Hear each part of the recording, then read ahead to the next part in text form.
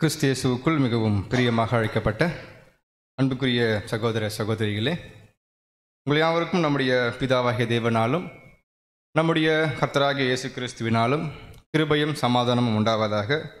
மற்றும் தேவனுடைய மாபெரும் தயவு, அவருடைய விலையேற பெற்ற கிருபினாலும் கூட நம் அனைவரையும் ஒன்று சேர்த்து முகமுகமாக சந்திக்கும்படியாகவும் அவருடைய உன்னதமான தெய்வீக சத்திய பாடத்தை கேட்பதற்கு நமக்கு வாய்ப்பு கொடுத்து நம்முடைய அன்பின் பரலோக தேவனுக்கு நம்முடைய கர்த்தராகிய இயேசு கிறிஸ்து மூலமாக கூட நம்ம மீண்டுமாக நன்றிகளையும் துதிகளையும் எடுத்துக்கொள்வோம்.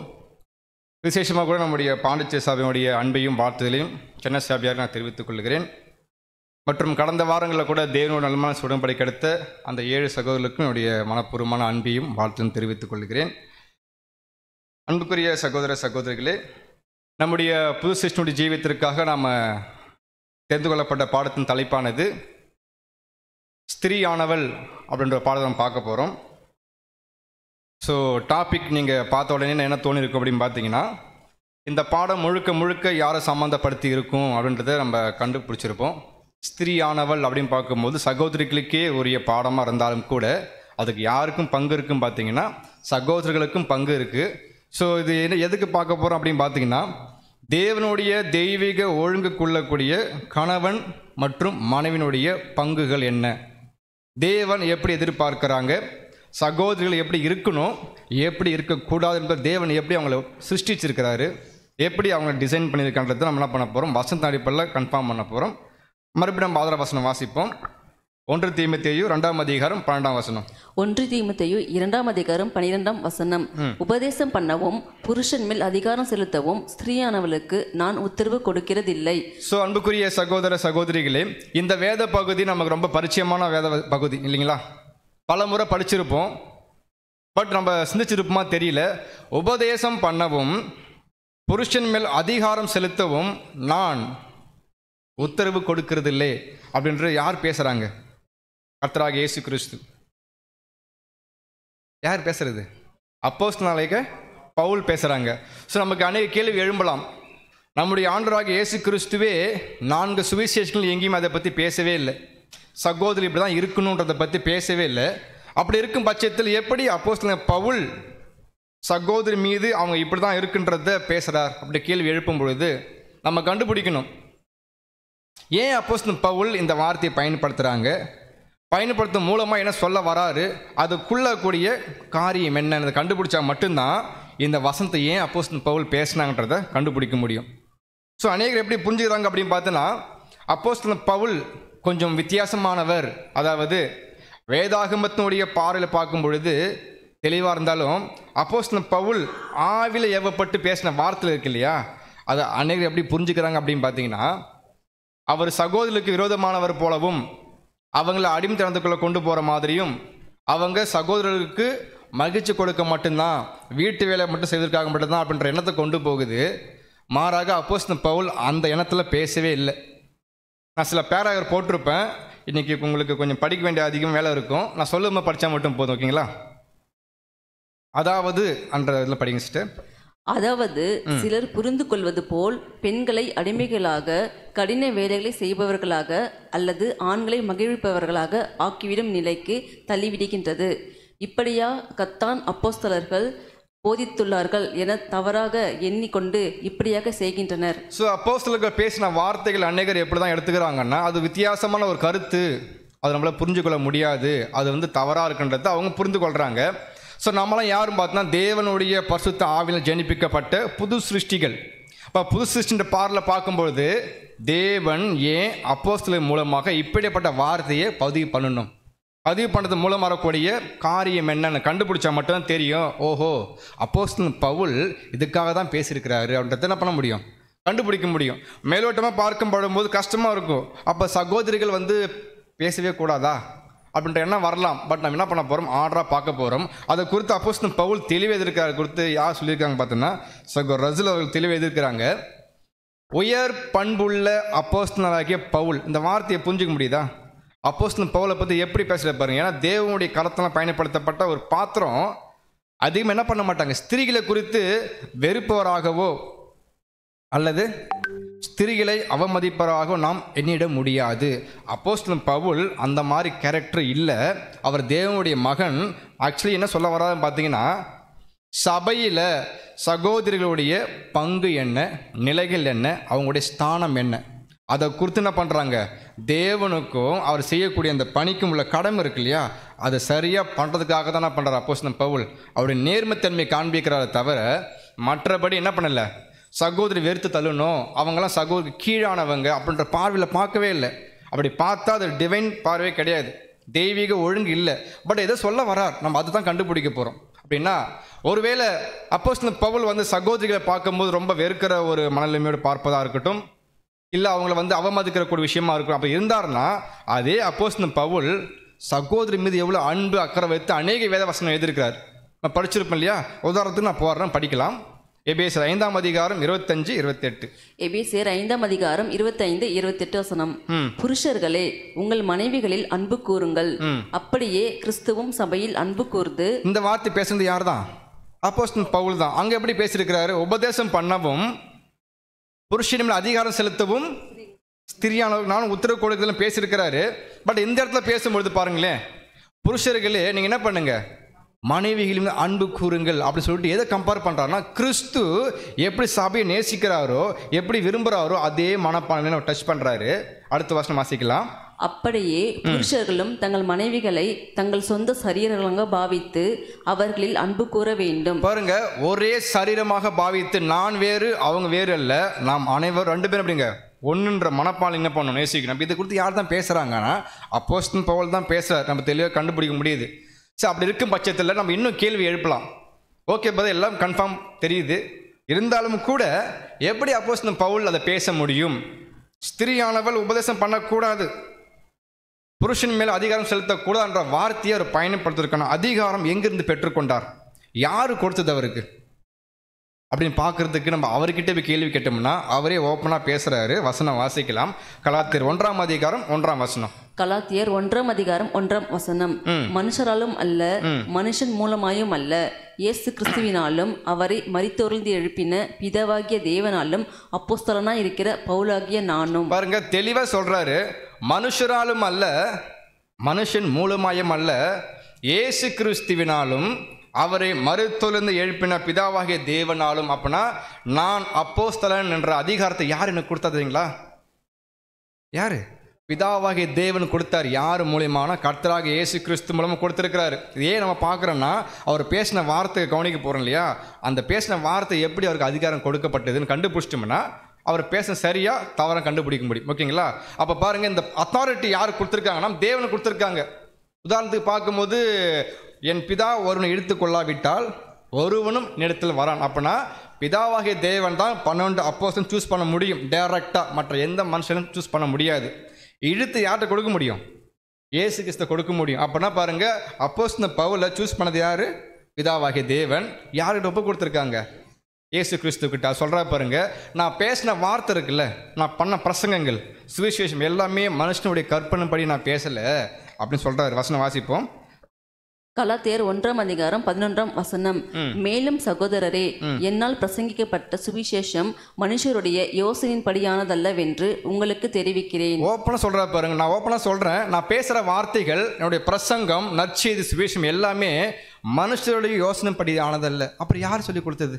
அப்போ சுயமாக பேசலை, மனுஷன் மூலம் பெற்றுக்கொண்டதும் இல்லை, கட்டுறதும் இல்லை. அப்போ யார் சொல்லி கொடுத்துருக்கணும்? கரெக்டுங்களா? யார் சொல்லி கொடுத்துருக்கணும்? பரிசுத்த ஆவி. பட் அவரே சொல்றா பாருங்க, வசனம் வாசிக்கலாம். கரெக்ட். கலாத்தியர் 1ஆம் அதிகாரம் 12ஆம் வசனம். நான் அதை ஒரு மனுஷனால் பெற்றதும் இல்லை, மனுஷனால் கற்றதும் இல்லை, இயேசு கிறிஸ்துவே அதை எனக்கு வெளிப்படுத்தினார். ரொம்ப தெளிவா பேசுற பாருங்க. யார் சொல்லி கொடுத்தாங்களாம்? எந்த மனுஷனும் கற்றுக் கொடுக்க முடியாது. யாருக்கு? அப்போஸ்தலர்களுக்கு. அவங்களுக்கு பெற்றுக்கொள்ளவும் முடியாது. ஓப்பன் டாக் சொல்றா பாருங்க, இயேசு கிறிஸ்துவே அதை எனக்கு வெளிப்படுத்தினார். இது எப்படி புரிஞ்சுக்கிறது? அப்போஸ்தலன் போல அழைக்கப்படும் போது இயேசு கிறிஸ்து எங்க இருந்தார்? உயிர் தேர்ந்து ஜெயம் கொண்டு போயிட்டார். எப்படி சொல்லி கொடுத்துருப்பாங்க? இது ஒரு நியாயமான விஷயம் அடங்கியிருக்குது. என்ன தெரியுங்களா? கர்த்தராகிய இயேசு கிறிஸ்து முதலாம் வருகையில் மாம்சத்தில் இருக்கும் பொழுது யார் முகமாக பார்த்து பேசியிருப்பாங்க? 12 அப்போஸ்தலர்களுக்கு டீச் பண்ணியிருப்பார் தெய்வீக ரகசியங்கள். அந்த ஊமை இருக்கு இல்லையா, தனித்து காணப்படும் போது எக்ஸ்பிளைன் பண்ணாரா? அப்படின்னா குரு போதகர் யாரு? இயேசு கிறிஸ்து அவர் தான் யாருக்கு பேசணும்? அப்போஸ்தலருக்கு டீச் பண்ணுமே தவிர மற்ற எந்த மனுஷனும் சொல்லிக் கொடுக்க முடியாது, சொல்லிக் கொடுக்க கூடாது. இதுதான் சட்டம். அப்படி இருக்கும் பொழுது அந்த 12 பேரில் ஒருத்தர் வெளியேறிட்டார். யார்? யூதாஸ் காரியத்து. இப்போ அந்த இடத்த ஃபுல் பண்ணணும். யார் வராங்கன்னு பார்த்தோன்னா அப்போஸ்தலன் பவுல். தேவன் சூஸ் பண்ணிட்டாங்க. அப்படி இருக்கும்போது 12 பேருமே நேரடியாக பேசின கர்த்தர் இயேசு மாம்சத்தில் இருக்கும் பொழுது பேசினாரு, கற்றுக் கொடுத்தாரு. இப்போ அப்போஸ்தலன் பவுல் அழைக்கப்படும் பொழுது இயேசு கிறிஸ்து இல்லை, மகிமையடைந்த கர்த்தராக இருக்காரு. ஆனால் ரூல்ஸ் பாருங்க, தேவ திட்டம் பாருங்க, அப்போஸ்தலன்ட்டு இயேசு கிறிஸ்து தான் பேசியாகணும். அதான் ஓப்பனாக சொல்றாரு, நான் மனுஷனால பெற்றதும் இல்லை, மனுஷனை கற்றதும் இல்லை. இயேசு கிறிஸ்துவே பேசியிருக்கிறாங்க. அதான் பார்க்குறோம், மற்ற அப்போஸ்தலரை காட்டிலும் பவுலுக்கு ஸ்பெஷல் பவர் இருக்குது இல்லையா? காரணம் தெரியுங்களா? மாம்சத்தில் பேசி கொடுத்த அந்த விஷயத்தை காட்டிலும் மகிமையான கர்த்தருடைய ஸ்பிரிட்டில் பேசும்போது பவர் அதிகம் இருக்கு. அநேக நாலேஜ் கற்றுக் கொடுக்கப்பட்டது. அதான் பார்க்குறோம் 13 அல்லது 14 நிருபம் எழுதியிருக்காரு. சபைக்கே ஒரு மிகப்பெரிய அஸ்திபாரமான விசுவாசத்துக்கு தூணாக இருக்கும்படி அநேக எழுத்து எழுதப்பட்டிருக்கு இல்லையா? எப்படின்னு பார்த்தோன்னா மகிமையான கர்த்தர் இயேசு மூலம் கொடுக்கப்பட்ட அந்த சத்தியம், அந்த பவர் இருக்குல்ல, வித்தியாசம் பாருங்க. டைரக்டாக மாம்சத்தில் பேசுறதுக்கும் அவர் ஜெயம் பெற்று போன அந்த வித்தியாசம் இருக்கு இல்லையா? டைரக்டாக சொல்லி கொடுத்துருக்காங்க. எப்படி சொல்லி கொடுத்துருப்பாருன்னா, இந்த புஸ்தகத்தில் வரும், அப்போஸ்தலன் பவுல் தமஸ்க்கு போகும்போது சந்திக்கிற விஷயங்கள், அதுக்கப்புறம் அனன்யா மீட் பண்ணி ஆவியை பெற்றுக்கொண்டதுக்கப்புறம் போயிட்டு என்ன பண்ணாங்க, அரபு கண்ட்ரியில் போயிட்டு ஸ்டடி பண்ணுவார் 3 வருஷம். அங்கே அநேக விஷயம் கற்றுக்கொள்ளப்பட்டிருக்கும். அப்படி தான் இயேசு கிறிஸ்து யார்கிட்ட பேசியிருக்காருன்னா அப்போஸ்தலன் பவுலுக்கு பேசியிருக்கிறாங்க. உதாரணம், கர்த்தராக இயேசு கிறிஸ்து உடன்படிக்கை எடுத்தாரா? அதான் ஞானஸ்நானம் எடுத்தார் இல்லையா? எடுத்ததுக்கப்புறம் எங்கே போனார்? டைரக்டாக ஊழியத்துக்கு போனாரா? இல்லை. எங்கே போனாங்க? வனாந்தரம். ஏன் போனாங்க? 40 நாள் ஸ்டடி பண்ணணும். அப்போ அவருடைய கம்யூனிகேஷன் எங்கே இருந்தது? தேவன் சொல்லி கொடுத்தாங்க. தேவனுக்கும் கிறிஸ்துவ கம்யூனிகேஷன் 40 டேஸ் இருந்துச்சு. சொல்லி கொடுத்ததுக்கு அப்புறம் தான் ஊழியம் ஆரம்பித்தார். அதே போல் தான் அப்போஸ்தலன் பவுல் 3 வருஷம் போயிட்டு அரபு கண்ட்ரியில் ஸ்டடி பண்ணி நிறைய கற்றுக்கிட்டு அதுக்கப்புறம் தான் எங்கே வராங்க தெரியுங்களா? ஜெருசலேம் போயிட்டு பேதுரை பார்த்து ஒரு 5 நாள் தங்குறா கூட. அது நிறைய ஹிஸ்ட்ரி வரும். அப்படின்னா பாருங்க, அப்போஸ்தலர்களுக்கு எந்த மனுஷன் சொல்லிக் கொடுக்க முடியாது. ஒருவேளை தமஸ்குல பார்த்தார்ல கிறிஸ்துவை, பார்த்துட்டு அங்கே போயிட்டு அபிஷேகம் பெற்றுக்கொண்டு திரும்பி எங்கே வந்துருக்கலாம்? ஜெருசலேம் வந்திருக்கலாம். வந்திருந்தாருன்னா யார் பேசியிருப்பாங்க? அப்போஸ்தலர் பேசியிருப்பாங்க. அப்போ இந்த வார்த்தை சொல்ல முடியாது, மனுஷனால பெற்றதும் இல்லை கற்றதும் இல்லை. அப்போ சொல்லி கொடுத்துருப்பாங்க, நீங்கள் பண்ணுறதா அப்போஸ்தலனா, நான் இயேசு கிறிஸ்துவை மீட் பண்ணேன், இப்படி அவர் அவங்க ஷேர் பண்ணியிருப்பாங்க. தெளிவாக பண்ணுறதான்னு பாருங்கள், தனியாக பிரிக்கிறாரு. அந்த அப்போஸ்தலனுக்கு இயேசு கிறிஸ்து தான் போதிக்கிறது சட்டம், இதுதான் நியாயமானது என்று பார்க்குறோம். இதை ஏன் நம்ம கண்டுபிடிக்கிறோம் அப்படின்னு பார்த்தீங்கன்னா, சகோதரிக்கு சொல்லப்பட்ட மிகப்பெரிய அந்த வேத வாக்கியம் இருக்கு இல்லையா? உபதேசம் பண்ணவும் புருஷன் மேல் அதிகாரம் செலுத்துகின்ற வார்த்தை பயன்படுத்துறா இல்லையா? அவர் ஏன் பயன்படுத்துறாரு, அந்த அதிகாரத்தை எப்படி பெற்றுக்கொள்ள கண்டுபிடிச்சிட்டோம். யார் கொடுத்தா? கர்த்தராக இயேசு கிறிஸ்து சொல்லி கொடுத்துருக்கிறாரு. அதை தான் என்ன பண்ணுறாரு, அப்படியே வெளிப்படுத்துறா பார்க்குறோம். அப்போ தெளிவாக கன்ஃபார்ம் பண்ணலாம், வேத வாக்கியம் எப்படி எழுதப்பட்டிருக்கு? தேவனுடைய ஆவினால் எழுதப்பட்டிருக்கு. அப்போ எல்லா சத்தியங்களும் சரி. அப்போ அப்போஸ்தலன் பவுல் பேசின வார்த்தை பதிவு பண்ணப்பட்டிருக்கா? அப்போ தேவ ஆவி எழுதப்பட்டு கன்ஃபார்ம் பண்ணிக்கலாமா? அப்போ நமக்கு கீழ்ப்படையலாம்ல, எந்த மாற்று கருத்தும் இல்லை. ஓகே. அடுத்து, எல்லா மனுஷன் எப்படி தான் பேசினாங்க? பரிசுத்த ஆவியில் ஏவப்பட்டு தான். எல்லாமே ஸ்பிரிட்டு தான், தேவன் தான் மூல காரணம். ஆனால் எல்லாம் பாருங்கள், எல்லாம் வேதாகமம் ரெக்கார்டு பண்ணப்பட்டிருக்குன்னா நம்ம தெளிவாக புரிஞ்சுக்கணும், ஒரு வார்த்தை ஏன் நம்ம நோக்கி வருது, அதுக்குள்ளே உள்ள கண்டென்ட் என்ன, தேவன் என்ன சொல்ல வராங்க. அப்படி தான் வேதத்தை என்ன பண்ணணும், படித்து புரிஞ்சுக்கணும். எல்லா வாசலையுமே எப்படி நம்ம இருக்குல்ல, லாக் பண்ணப்பட்டிருக்கு. நாம் தான் தேவ ஆவியில் அன்லாக் பண்ணணும், அதை உடைக்கணும். உடச்சி பார்த்து தெரியும் ஒரு பிரம்மாண்டம், ஓ இப்படி இருக்கா. டைரெக்டாக படித்தோம்னா டைரெக்டாக மீன் எடுத்துக்கலாம். கூர்ந்து படிக்கும் போது என்ன பண்ணலாம், அநேக விஷயம் கண்டுபிடிக்க முடியும். அதான் பார்க்குறோம், ஏசாயா 34:14 படிப்போம். வேத வாக்கியங்களை ஆராய்ந்து பாருங்கள், இவைகள் ஒன்றும் குறையாது, ஜோடி இல்லாது இராது, அவருடைய ஆவி அவைகளை சேர்க்கும். எப்படி சேர்க்கும்? நமக்கு எது புரியலையோ, என்ன யோசிக்கிறோமோ அதை யார் கற்றுக் கொடுப்பாங்க? தேவனுடைய பரிசுத்த ஆவின் வல்லமின் துணையோடு பண்ண முடியும், சப்போர்ட் பண்ண கொடுக்கப்படும்ன்றதை பார்க்குறோம். சரி, ஓகே. அப்படின்னா அப்போஸ்தலருக்கு அதிகாரம் கொடுத்தாச்சு, அதன் அடிப்படையில் தான் அப்போஸ்தலன் பவுல் பேசுகிறாங்க. ஓகே, இது கண்டுபிடிச்சாச்சு. இப்போ நான் பாடத்துக்குள்ள கொஞ்சம் உள்ள போக போகிறோம். ஓகேங்களா? அப்படின்னா இயேசு கிறிஸ்து டைரெக்டாக பேசியிருக்காரு, நான் உங்களுக்கு ஒரு மிகப்பெரிய அதிகாரம் கொடுக்க போகிறேன். என்ன அதிகாரம் தெரியுங்களா? 12 அப்போஸ்தலர் மட்டும் ஸ்பெஷல் பவர். வாசனம் வாசிக்கலாமா? மத்தேயு 18:18. மத்தேயு 18:18. பூலோகத்திலே நீங்கள் எவைகளை கட்டுவீர்களோ அவைகள் பரலோகத்திலும் கட்டப்பட்டிருக்கும். பூலோகத்திலே நீங்கள் எவைகளை கட்டவிழ்ப்பீர்களோ அவைகள் பரலோகத்திலும் கட்டவிழ்க்கப்பட்டிருக்கும் என்று மெய்யாகவே உங்களுக்கு சொல்லுகிறேன். என்று மெய்யாகவே உங்களுக்கு சொல்லுகிறேன். யார் பேசுறது? ஆண்டவராக இயேசு கிறிஸ்து பேசுகிறாங்க. யார்கிட்ட பேசுகிறாங்க? 12 அப்போஸ்தலரை பார்த்து பேசுகிறேன். நான் உங்களுக்கு ஒரு ஸ்பெஷல் கிஃப்ட் கொடுக்குறேன். என்ன தெரியுங்களா? இந்த பூலோகத்தில் நீங்கள் எவைகளோ கட்டணும் விரும்புகிறீங்களோ அவைகள் பரலோகத்திலும் கட்டப்பட்ட அப்படின்னா நீங்கள் கட்டுற விஷயங்கள் பரலோகத்தில் எஸ் அப்படின்னா அப்ரூவ்டு கொடுக்கப்படும். ஓகே, ஒருவேளை இந்த பூலோகத்தில் கட்டணும் அப்படின்னு விரும்புறீங்கன்னா பரலோகத்திலும் உங்களுக்கு என்ன பண்ணும்? அப்ரூவ்டு கொடுக்கப்படும். இந்த அத்தாரிட்டி யார் தான் கொடுத்தாங்க? இயேசு கிறிஸ்து பார்த்தீங்கன்னா அந்த 12 அப்போஸ்தலர் மட்டும் தான் கொடுத்தாங்க. அப்படி அப்போஸ்தலர் அந்த அத்தாரிட்டியை வாங்கிட்டு பயன்படுத்திருக்கணுமா இல்லையா? வாங்கிட்டாங்க. பயன்படுத்த சில உதாரணம் மட்டும் பார்க்கலாம். யார் பயன்படுத்தினாங்க அப்படின்னு பார்க்கும்போது ஒருத்தர் வசனம் வாசிப்போம். மத்தேயு 16ஆம் அதிகாரம் 9ஆம் வசனம். பரலோக ராஜ்யத்தின் திறவுகோல்களை நான் உனக்கு தருவேன். பூலோகத்திலே நீ கட்டுகிறது எதுவோ அது பரலோகத்திலும் கட்டப்பட்டிருக்கும். பூலோகத்திலே நீ கட்டவிழ்ப்பது எதுவோ அது பரலோகத்திலும் கட்டவிழ்க்கப்பட்டிருக்கும். இந்த இடத்துல ராஜ்யத்தினுடைய திறவுகோல் கொடுக்கப்படுது. யாருக்கு? அப்போஸ்தலன் பேதுருக்கு மட்டும்தான், மற்ற யாருக்குமே இல்லை. அந்த அத்தாரிட்டி வாங்கிட்டாரு. வாங்கின அப்போஸ்தலன் பேதுரு அந்த அத்தாரிட்டி வாங்கி என்ன பண்ணுறாங்க? அது பயன்படுத்துகிறாங்க. ஃபஸ்ட்டு யாருக்கு பயன்படுத்தினார்? பெந்தெகோஸ்து நாளில் பரிசுத்த ஆவி வாங்கினதுக்கு அப்புறம் போயிட்டு யூதர்கள் மத்தியில் பேசுகிறாரு. நீங்கள் ஜீவாதிபதி என்ன பண்ணீங்க? கொலை செஞ்சிட்டீங்க.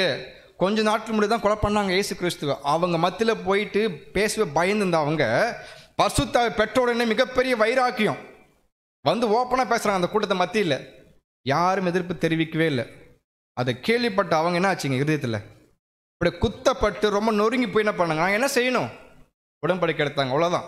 அப்போ பாருங்கள், ஃபஸ்ட்டு என்ன பண்ணுறாருன்னா அப்போஸ்தலன் பேதுரு அந்த ராஜன் திறவுகளை வாங்கி கட்டப்பட்ட நிலைமை என்ன பண்ண கட்டு அவிழ்க்கிறாரு. First key பயன்படுத்திட்டாரு. 2வது கீ எங்கே ஓப்பன் பண்ணுறாரு? நானே பிக்சர் போட்டேன். யார் அவர் முட்டி போட்டு ஜெபம் பண்ணுறாரு? யாருன்னு தெரியல. புறஜாதியாகிய கொர்நேலியு. அவருக்கு என்ன பண்ணுறாங்க? ஓப்பன் பண்ணுறாங்க. புறஜாதிக்கு பரலோக அழைப்பெல்லாம் கிடையாது. அவங்கெல்லாம் புறம்பானவர்கள்.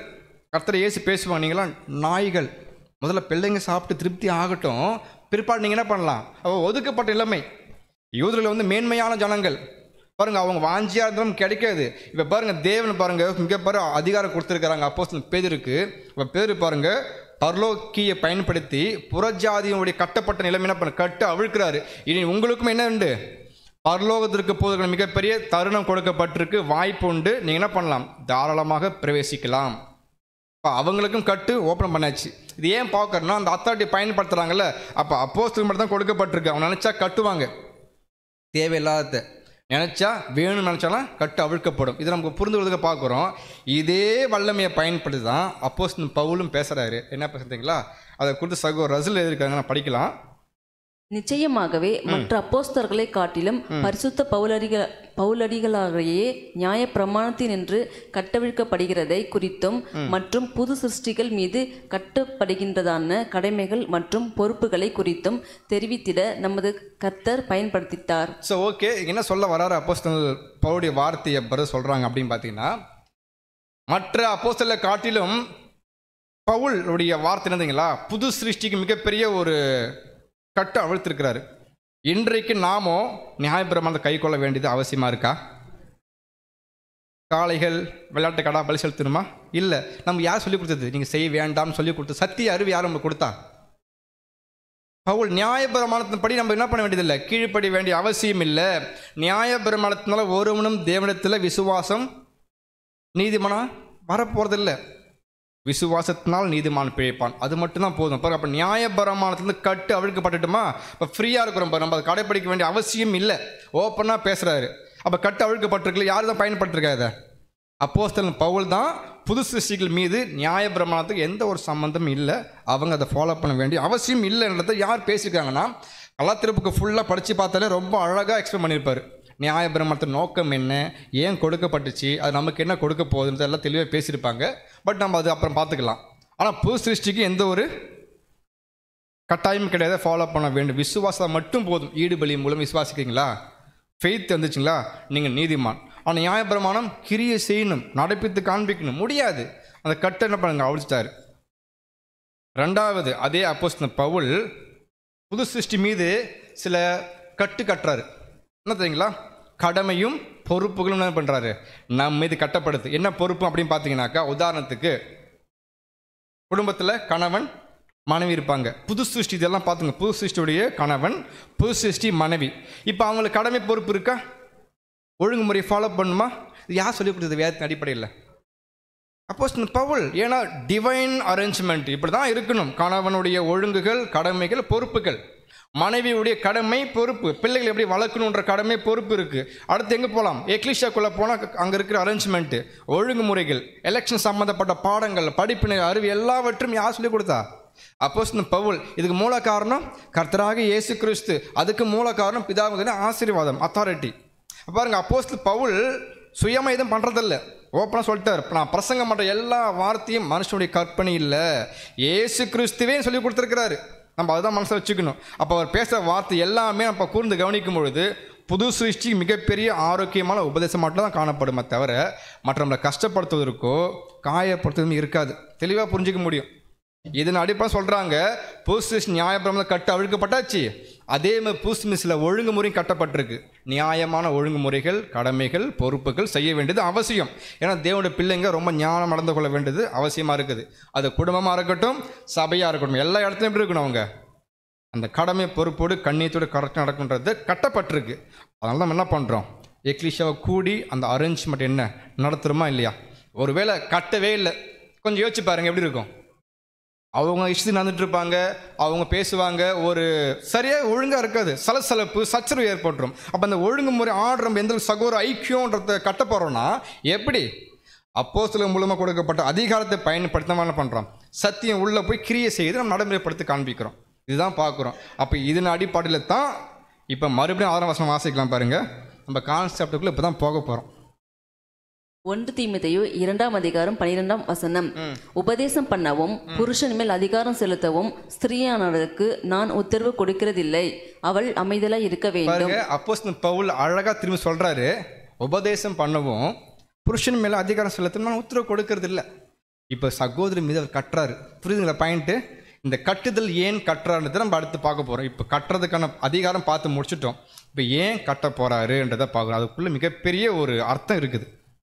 இல்லைங்க பிரதர், என்னதான் வசனம் சொன்னாலுமே எங்களால் அதை ஏற்றுக்கொள்ள முடியாது, அது எங்களுக்கு சரியாக படலை, அது எனக்கு ஒரு மாதிரியாக இருக்கிறதுன்னு கொஞ்சம் எதிர்ப்பு தெரிவிக்கலாம். ஏன்னா மாமஸில் இருக்கிறோம், இயல்பாகி வரும். ஃபேக்டை மட்டும் பேசுவோம், ப்ராக்டிக்கல் தான் முக்கியம். சத்தியம் பேசுவோம், பேசிடலாம். நடைமுறைப்படுத்தும் போது ரிஸ்க் எடுப்போம் இல்லையா? அப்போ பாருங்கள், ஒருவேளை இந்த வசனத்தை உள்ள அங்கீகரிக்க முடியல, ஏற்றுக்கொள்ள முடியல அப்படின்னு மனப்பான்மை யாராவது இருந்துச்சுனாக்கா அவங்க எப்படி இருப்பாங்கன்றதை கொடுத்து 7th ஏஞ்சில் அழகாக கொடுத்துருக்காரு. அதை படிக்கலாம் சிஸ்டர். புது சிருஷ்டியில் ஒழுங்குமுறைகள். வேறு வார்த்தைகளில் கூற வேண்டுமெனில் அப்போஸ்தலர்களின் போதனைகளானது தேவனுடைய குமாரனால் நேரடியாக ஏவப்பட்டு பேசப்பட்ட வார்த்தைகளாக, பிதாவின் வார்த்தைகளாக ஏற்றுக்கொள்ளும்படிக்கு சபைக்கு கற்பிக்கப்பட்டுள்ளது. பாருங்க, சபைக்கு கற்பிக்கப்பட்டிருக்கிறது எப்படிங்க? பிதாவாகிய தேவனுடைய ஒரே பேரான குமாரனாகிய கர்த்தராகிய இயேசு கிறிஸ்து மூலமாக யாருக்கு பேசப்பட்டிருக்கு? அப்போஸ்தலருக்கு பேசப்பட்டது. அந்த வார்த்தை எப்படி பார்க்கணும்னா, இது பிதாவாகிய தேவனுடைய வார்த்தையாக பார்த்தா மட்டும்தான் சபை என்ன பண்ணும், அதை உள் வாங்கும்.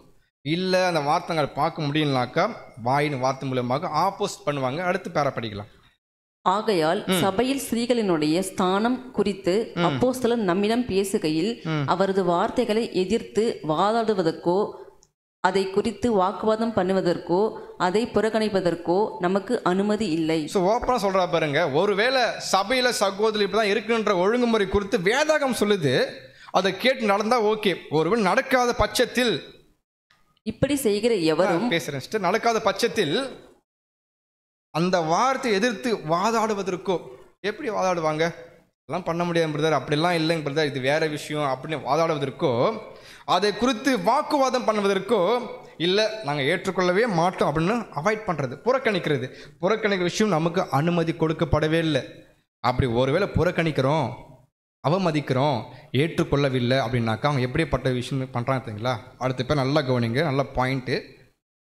இப்படி செய்கிற எவரும் ஆவியினுடைய சத்தத்தை புறக்கணிக்கிறவராக காணப்பட்டு ஏதோ விதத்தில் நிச்சயமாய் பின் விளைவை எதிர்கொள்பவர்களாய் காணப்படுவார். ரொம்ப டெப்தான பாயிண்டை கொடுத்துருக்காங்க. இந்த மாதிரி சத்தியத்தையே ஒருத்தன் கேட்டு உள்வாங்காத பட்சத்தில் அவங்க என்ன பண்றாங்க? பரிசுத்த ஆவியின் சத்தத்துக்கே செவி கொடுக்க மனசு இல்லை அவங்களுக்கு. அப்பேற்பட்ட மனுஷன் என்ன பண்ண முடியும்? யோசிச்சு பாருங்களேன். அப்ப வசனம் சொல்லுது, அந்த வசனத்தை உள்வாங்கி கிரகித்து கொள்ள முடிய தன்மை ஒருத்தன் இல்லாத பட்சத்தில் அவங்க என்ன பண்ண முடியும்? தேவனுடைய ஆவி சொல்லக்கூடிய சத்தத்துக்கே செவி கொடுக்காத தன்மையில் போகும்போது கட்டாயமாக ஏதோ ஒரு விஷயத்தில் அவங்களுக்கு பின் விளைவு வருவதற்கு வாய்ப்புண்டு. கட்டாயம் ஓப்பனாக அடி விழும். ஏன்னா புது சிருஷ்டியுடைய வாழ்க்கை என்ன தான், அர்ப்பணிப்பின் ஜீவியம் இந்த மாதிரி தான் கடந்து போகணும். சொஃபஸ்டிகேட்டடாக இருக்காது. உபத்திரம் வழியாக தான் எங்கே போக முடியும்? வசனம் இருக்குது. அப்போ அந்த உபத்திரம் என்ன கண்டுபிடிக்கணும்ல. அந்த உபத்திரம் வழியாக தான் பரலோகம் போகணும்னு அதான் ரூட்டுன்னா, அந்த உபத்திரம் என்ன, அது ஏன் பேசப்படுது, அதுக்குள்ளே என்ன தன்மை இருக்குது, அதுக்குள்ளே தான் போய் ஆகணுமா, போய் தான் ஆகணும். அது வசனம், எந்த மாற்று கருத்தும் இல்லை. நம்ம இப்படி தான் சிந்திக்கும் பொழுது தான் தேவன் வெளிப்படுத்துவார். இந்த ரூட் இதுக்குள்ளே போனால் நம்ம கஷ்டப்படுத்துறதுக்காக இல்லை, நம்மளை புதுசிச்சு மெருகேற்றுவதற்காக தான் கொடுக்கப்படுதான் புரிஞ்சிக்க முடியும். உபத்திரம் என்பது நமக்கான மிகப்பெரிய ஆசீர்வாதம். நான் போன டைம் சொல்லியிருந்தேன், உபத்திரம் வருதுனாக்கா ரொம்ப பிளஸ்ஸிங். நான் அடுத்த ஸ்டெப்ஸுக்கு போயிட்டுருக்கேன்றதை கண்டுபிடிக்க முடியும், பார்க்குறோம். ஸோ அப்போ தெளிவாக புரியுது, உபதேசம் பண்ணோடைய வார்த்தை சகோதரர் திணிக்கப்படலை. அது ஒரு மிகப்பெரிய சத்தியமான ஆரோக்கியமான போதனை. அது நம்ம எதிர்த்து பேசணும்னா இந்த மாதிரி ஒரு டேஞ்சர்களை கடந்து போவோம்ன்றதை சகோதரர் குறிப்பிடுறாங்க. ஒருவேளை இல்லைங்க பிரதர், நம்ம அது ஓகே விட்டுறலாம். அடுத்து என்ன சொல்கிறாருன்னு பார்த்தோன்னா, ஒருவேளை நான் வெளில போயிட்டு பப்ளிக் ஸ்பீக்கிங் பேசுவாங்க இல்லையா மீட்டிங்கில், நான் அங்கெல்லாம் பேசுகிறத காட்டிலும் என்ன பண்ணாதுங்களா அவங்க கீழ்ப்படிது நல்லது. அதை அழகாக கொடுத்துருப்பாரு, படிக்கலாம். இதுவே உண்மையில கீழ்ப்படிதலுக்கான வழிமுறையாகும். மற்றும் பலியை பார்க்கலும் கீழ்ப்படிதலை, அதாவது கீழ்ப்படியாமல் பொது ஊழியங்களில் கடுமையாய் உழைப்பதை பார்க்கிலும் கீழ்ப்படிதலே தேவனுடைய பார்வையில் மேன்மையாய் காணப்பட்டது என்ற வேத வாக்கியத்தையும் நாம் நினைவு கூறுகின்றோம். போஸ்டர். ஸோ பாருங்க, இப்போ சகோதரிகள் உபதேசம் பண்ணக்கூடாதுன்னா அது சட்டமாக கொடுக்கப்படலை, அது ஆலோசனை. அதை நம்ம ஒபே பண்ணணும். சொல்கிற பாருங்க, வசனம் வாசிப்போம் இல்லையா, பலியை பார்க்கிலும் கீழ்ப்படுதலே உத்தமம். அப்படின்னா பலின்னு என்ன, அது நடைமுறைப்படுத்தணும். தன் ஜீவியத்தை என்ன பண்ண நடைமுறைப்படுத்தி பலி செலுத்தணும். அப்படின்னா சகோதரியில் சொல்கிறாருன்னா, நீங்கள் போயிட்டு மேடையில் பேசி கஷ்டப்பட்டு ரிஸ்க் எடுத்து பண்ணதை விட வசனம் சொல்லுது போதிக்காதீங்க, அவ்வளோதான், கீழ்ப்படுது போதும், அதான் உத்தமம். பாயிண்ட் புரிதுங்களா? நம்ம போயிட்டு பேசி கஷ்டப்பட வேண்டிய அவசியம் இல்லை. மாறாக அந்த வசனம் சொல்லுது உபதேசம் பண்ண வேண்டாம்னா அது கீழ்ப்படுந்தால் மட்டும் போதும். அப்படின்னா பலியை காட்டிலும் கீழ்ப்படுறது மேன்மையானது. தேவனுடைய வார்த்தை கீழ்ப்படுறதை காட்டிலும் வேறு ஒன்றுமே இல்லை தேவனுடைய புது சிருஷ்டிங்களுக்கு. அது போதுமானது. ஆனால் ஒன்று மறக்க வேண்டியதில்லை, நம்ம பலி செலுத்த வேண்டிய விஷயம் பலி செலுத்தணும், அது வேறு. இங்கே சகோதரிக்கு பார்க்கும் பொழுது அந்த மாதிரி பொது மேடையில் பேசுவதோ பிரசங்கம் பண்ணுவதோ வேண்டான்றது தான் அங்கே அவாய்ட் பண்ணுறதுக்காக பேசப்படுற விஷயமாகுது. இதெல்லாம் பார்த்தாச்சு. இப்போ நம்ம அடுத்து எங்கே போக போகிறோம் அப்படின்னு பார்த்தீங்கன்னா, ஒரு 3 விதமான பாயிண்ட்டு பார்க்க போகிறோம். சகோதரிங்க நீங்கள் விருப்பத்தோடு பார்க்குறீங்களா இல்லை முறைச்சி பார்க்கல எனக்கு தெரியல, பட் நான் சொல்லி முடிச்சிடுறேன். ஃபஸ்ட்டு பாயிண்ட், சபையில் ஸ்திரீனுடைய ஸ்தானம். ஃபஸ்ட்டு பாயிண்ட்டு, சபையில் இந்த சபையில் சபையை அழைக்கப்பட்டிருக்கல அந்த ஒரு பொறுப்பில் பார்க்கும்பொழுது அவங்களுடைய ஸ்தானத்தை குறித்து எப்படி சொல்லப்பட்டிருக்கு அப்படின்னு பார்த்தீங்கன்னா, வசனம் வாசிக்கலாம். கலாத்தியர் 3ஆம் அதிகாரம் 28. கலாத்தியர் 3ஆம் அதிகாரம் 28ஆம் வசனம். யூதன் என்றும் கிரேக்கன் என்றும் இல்லை, அடிமை என்றும் சுயாதீனம் என்றும் இல்லை, ஆண் என்றும் பெண் என்றும் இல்லை, நீங்கள் எல்லாரும் கிறிஸ்து இயேசுவுக்குள் ஒன்றாய் இருக்கிறீர்கள். இந்த வசனத்தை பேசுனது யாரு? பவுல். சொல்றா பாருங்க, தேவனுடைய தெய்வீக அழைப்புக்குள்ள ஆண் பெண் என்ற வித்தியாசம் இல்லை, பாலின வேறுபாடு கிடையாது. ரெட்டில் போட்டிருக்க நீங்கள் எல்லோரும் அப்படின்னா ஆண் போட்டிருக்கா, பெண் போட்டிருக்கா, என்ன போட்டிருக்குங்க?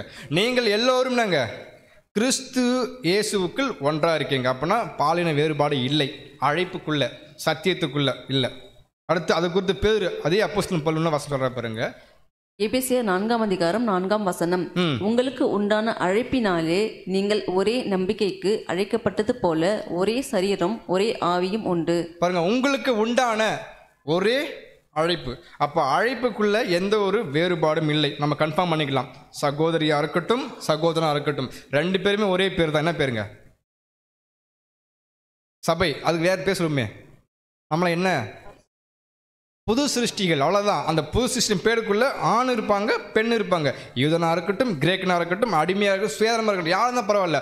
கிறிஸ்து இயேசுக்குள்ளே வந்துட்டாங்களா, விசுவாசிட்டாங்களா, அவங்க எல்லாம் ஒரே சரீரத்தின் அவயமாக காணப்படுறாங்க. அது மட்டும் போதும். இதை குறித்து நம்ம 6th எல்லாம் சகோதரர் அழகாக கொடுத்துருக்குறாங்க, நம்ம பேரை வாசிக்கலாம். புது சிருஷ்டியாகிய அவரது சபையை தெரிந்தெடுப்பதில் ஆண் பெண் என்ற பாகுபாடு ஆண்டவரால் புறக்கணிக்கப்பட்டது என்பது மிக தெளிவாக புரிகிறது. ரொம்ப ஓப்பனாக சொல்றாங்க, புது சிருஷ்டியாக தேர்வு செய்யக்கூடிய விஷயத்தில் தேவன் சகோதரிகள் ஒரு மாதிரியாக இருக்கட்டும், சகோதரர்கள் மாதிரி அப்படி வேறுபாடு இல்லை. ரெண்டு பேருமே ஒரே அழைப்புக்குள்ளே வராங்க. ரெண்டு பேருமே புது சிருஷ்டி தான். அவங்க பாடு அனுபவித்தால் ஆளுக செய்வாங்க, மகிமையடைய போகிறாங்க. மகிமையில் கூட இவங்களுக்கு இந்த பதவி அப்படின்றது இல்லை. எல்லாருக்கும் ஒரே காமனான அழைப்பு கொடுக்கப்படுது. அது யார் நிறைவேற்றி முடிக்கிறாங்களோ அவங்களுக்கான ஆசீர்வாதத்தை பெற்றுக்கொள்ள போகிறான்னு சொல்கிறாரு. கடைசி பேரப்படி நெக்ஸ்ட். இரு பாலருமே நம்முடைய ஆண்டவராலும் அப்போஸ்தலர்களாலும் மதிப்பிற்குரிய விதத்தில் உற்சாகமான வார்த்தைகளால் குறிப்பிடப்பட்டிருக்கிறார்கள். நம்முடைய கர்த்தராக இயேசு கிறிஸ்து பேசும்போதும் சரி, அப்போஸ்தலர் பேசும்போதும் சரி, என்ன பண்ணியிருக்காங்க, எந்த ஒரு பாலின வேறுபாடை பற்றி கொடுத்து பேசாமல் அழகான பண்ணியிருக்காங்க. அழைப்பு, சகோதரனுடைய அழைப்பு தனி அப்படின்னு கிடையாது. எல்லாம் ஒரே அழைப்புக்குள்ளே அழைக்கப்பட்டிருக்கும், ஒரே நம்பிக்கைக்காக, பரலோக வாய்ப்புக்காக அழைக்கப்பட்டிருக்குன்றதை ஓப்பனாக பேசுகிறாங்க. இது ஏன் பார்க்குறேன்னாக்கா, சபையில் ஸ்திரீ ஸ்தானம் பார்க்கும்போது அவங்களுக்கு வேறு அழைப்பு, நமக்கு வேறு அழைப்பு இல்லை. ஒரே அழைப்பு தான், ஒரே நம்பிக்கை தான், ஒரே தேவன், ஒரே கர்த்தர், ஒரே ஆவின் வல்லமை பெற்றிருக்கோம். அவ்வளோதான், முடிஞ்சிச்சு. நம்ம அனைவருமே புது சிருஷ்டிகள், முடிஞ்சிச்சு. First point. ரெண்டாவது பாயிண்ட்டு, ஊழியங்களும் தாழ்ந்துகளும். ஊழியங்கள் சகோதரருக்கு கொடுக்கப்பட்டிருக்கா? சகோதரர்களுக்கு ஊழியங்கள் கொடுக்கப்படுது. தாழ்ந்து இருக்கதா? சகோதரருக்கு தாழ்ந்து இல்லையா? ஊழியங்கள் இருக்கா? அப்படின்னா இதுவும் என்னதான், அது ரெண்டு பேருக்குமே காமன் தான். வசனம் வாசிக்கலாம் பாருங்களேன். பேர் பேசுறாரு. 1 பேதுரு 2:9 நீங்களோ உங்களை அந்தகாரத்தினின்று தம்முடைய ஆச்சரியமான ஒளியினத்திற்கு வரவழைத்தவருடைய புண்ணியங்களை அறிவிக்கும்படிக்கு தெரிந்து கொள்ளப்பட்ட சந்ததியாயும் ராஜரீகமான ஆசாரிய கூட்டமாயும் பரிசுத்த ஜாதியாயும் அவருக்கு சொந்தமான ஜனமாயும் இருக்கிறீர்கள். பாருங்க, தெளிவாக பேசுறாங்க. நீங்களோ உங்களை அந்தகாரத்தினின்று தம்முடைய ஆச்சரியமான ஒளியிடத்துக்கு வரவத்துடைய புண்ணியங்களை இப்போ அறிவிக்கணும். அப்படின்னா ராஜ்யத்தினுடைய சுவிசேஷத்தை அறிவிப்பதற்கு சகோதரருக்கு மட்டும்தான் பங்கு இருக்குன்னு சொல்லப்படுதா? அப்போ யாருக்கும் பங்கு இருக்குது? நீங்கள் போயிட்டு என்ன பண்ணலாம், 1-to-1 பேசலாம், வீட்டில் பேசலாம், ஒர்க் பண்ணுற இடத்துல பேசலாம், ஸ்கூலில் பேசலாம், எல்லாத்தையும் பேசலாம். எல்லாருக்கும் அபிஷேகம் பண்ணப்பட்ட தேவனுடைய பிள்ளைங்க எல்லாருக்குமே ஒரே வாய்ப்பு என்னதுங்களா? இந்த இயேசு கிறிஸ்துவை பற்றின மிகப்பெரிய ராஜ்யத்தின் நற்செய்தி என்ன பண்ணணும், பிரசங்கம் பண்ண முடியும். மாபெரும் பிரதானமான கடமையாக இருக்குது. அதில் எந்த ஒரு மாற்று கருத்தும் இல்லை. அப்போ ரெண்டு பேரும் ஈக்குவல், ஓகேங்களா? எதுவும் பிரச்சனை கிடையாது. அதை குறித்து இயேசு கிறிஸ்துவே பேசியிருக்கிறார். என்ன பேசியிருக்காரு பார்த்தீங்கன்னா, பிரச்சனை வாசிக்கலாம்.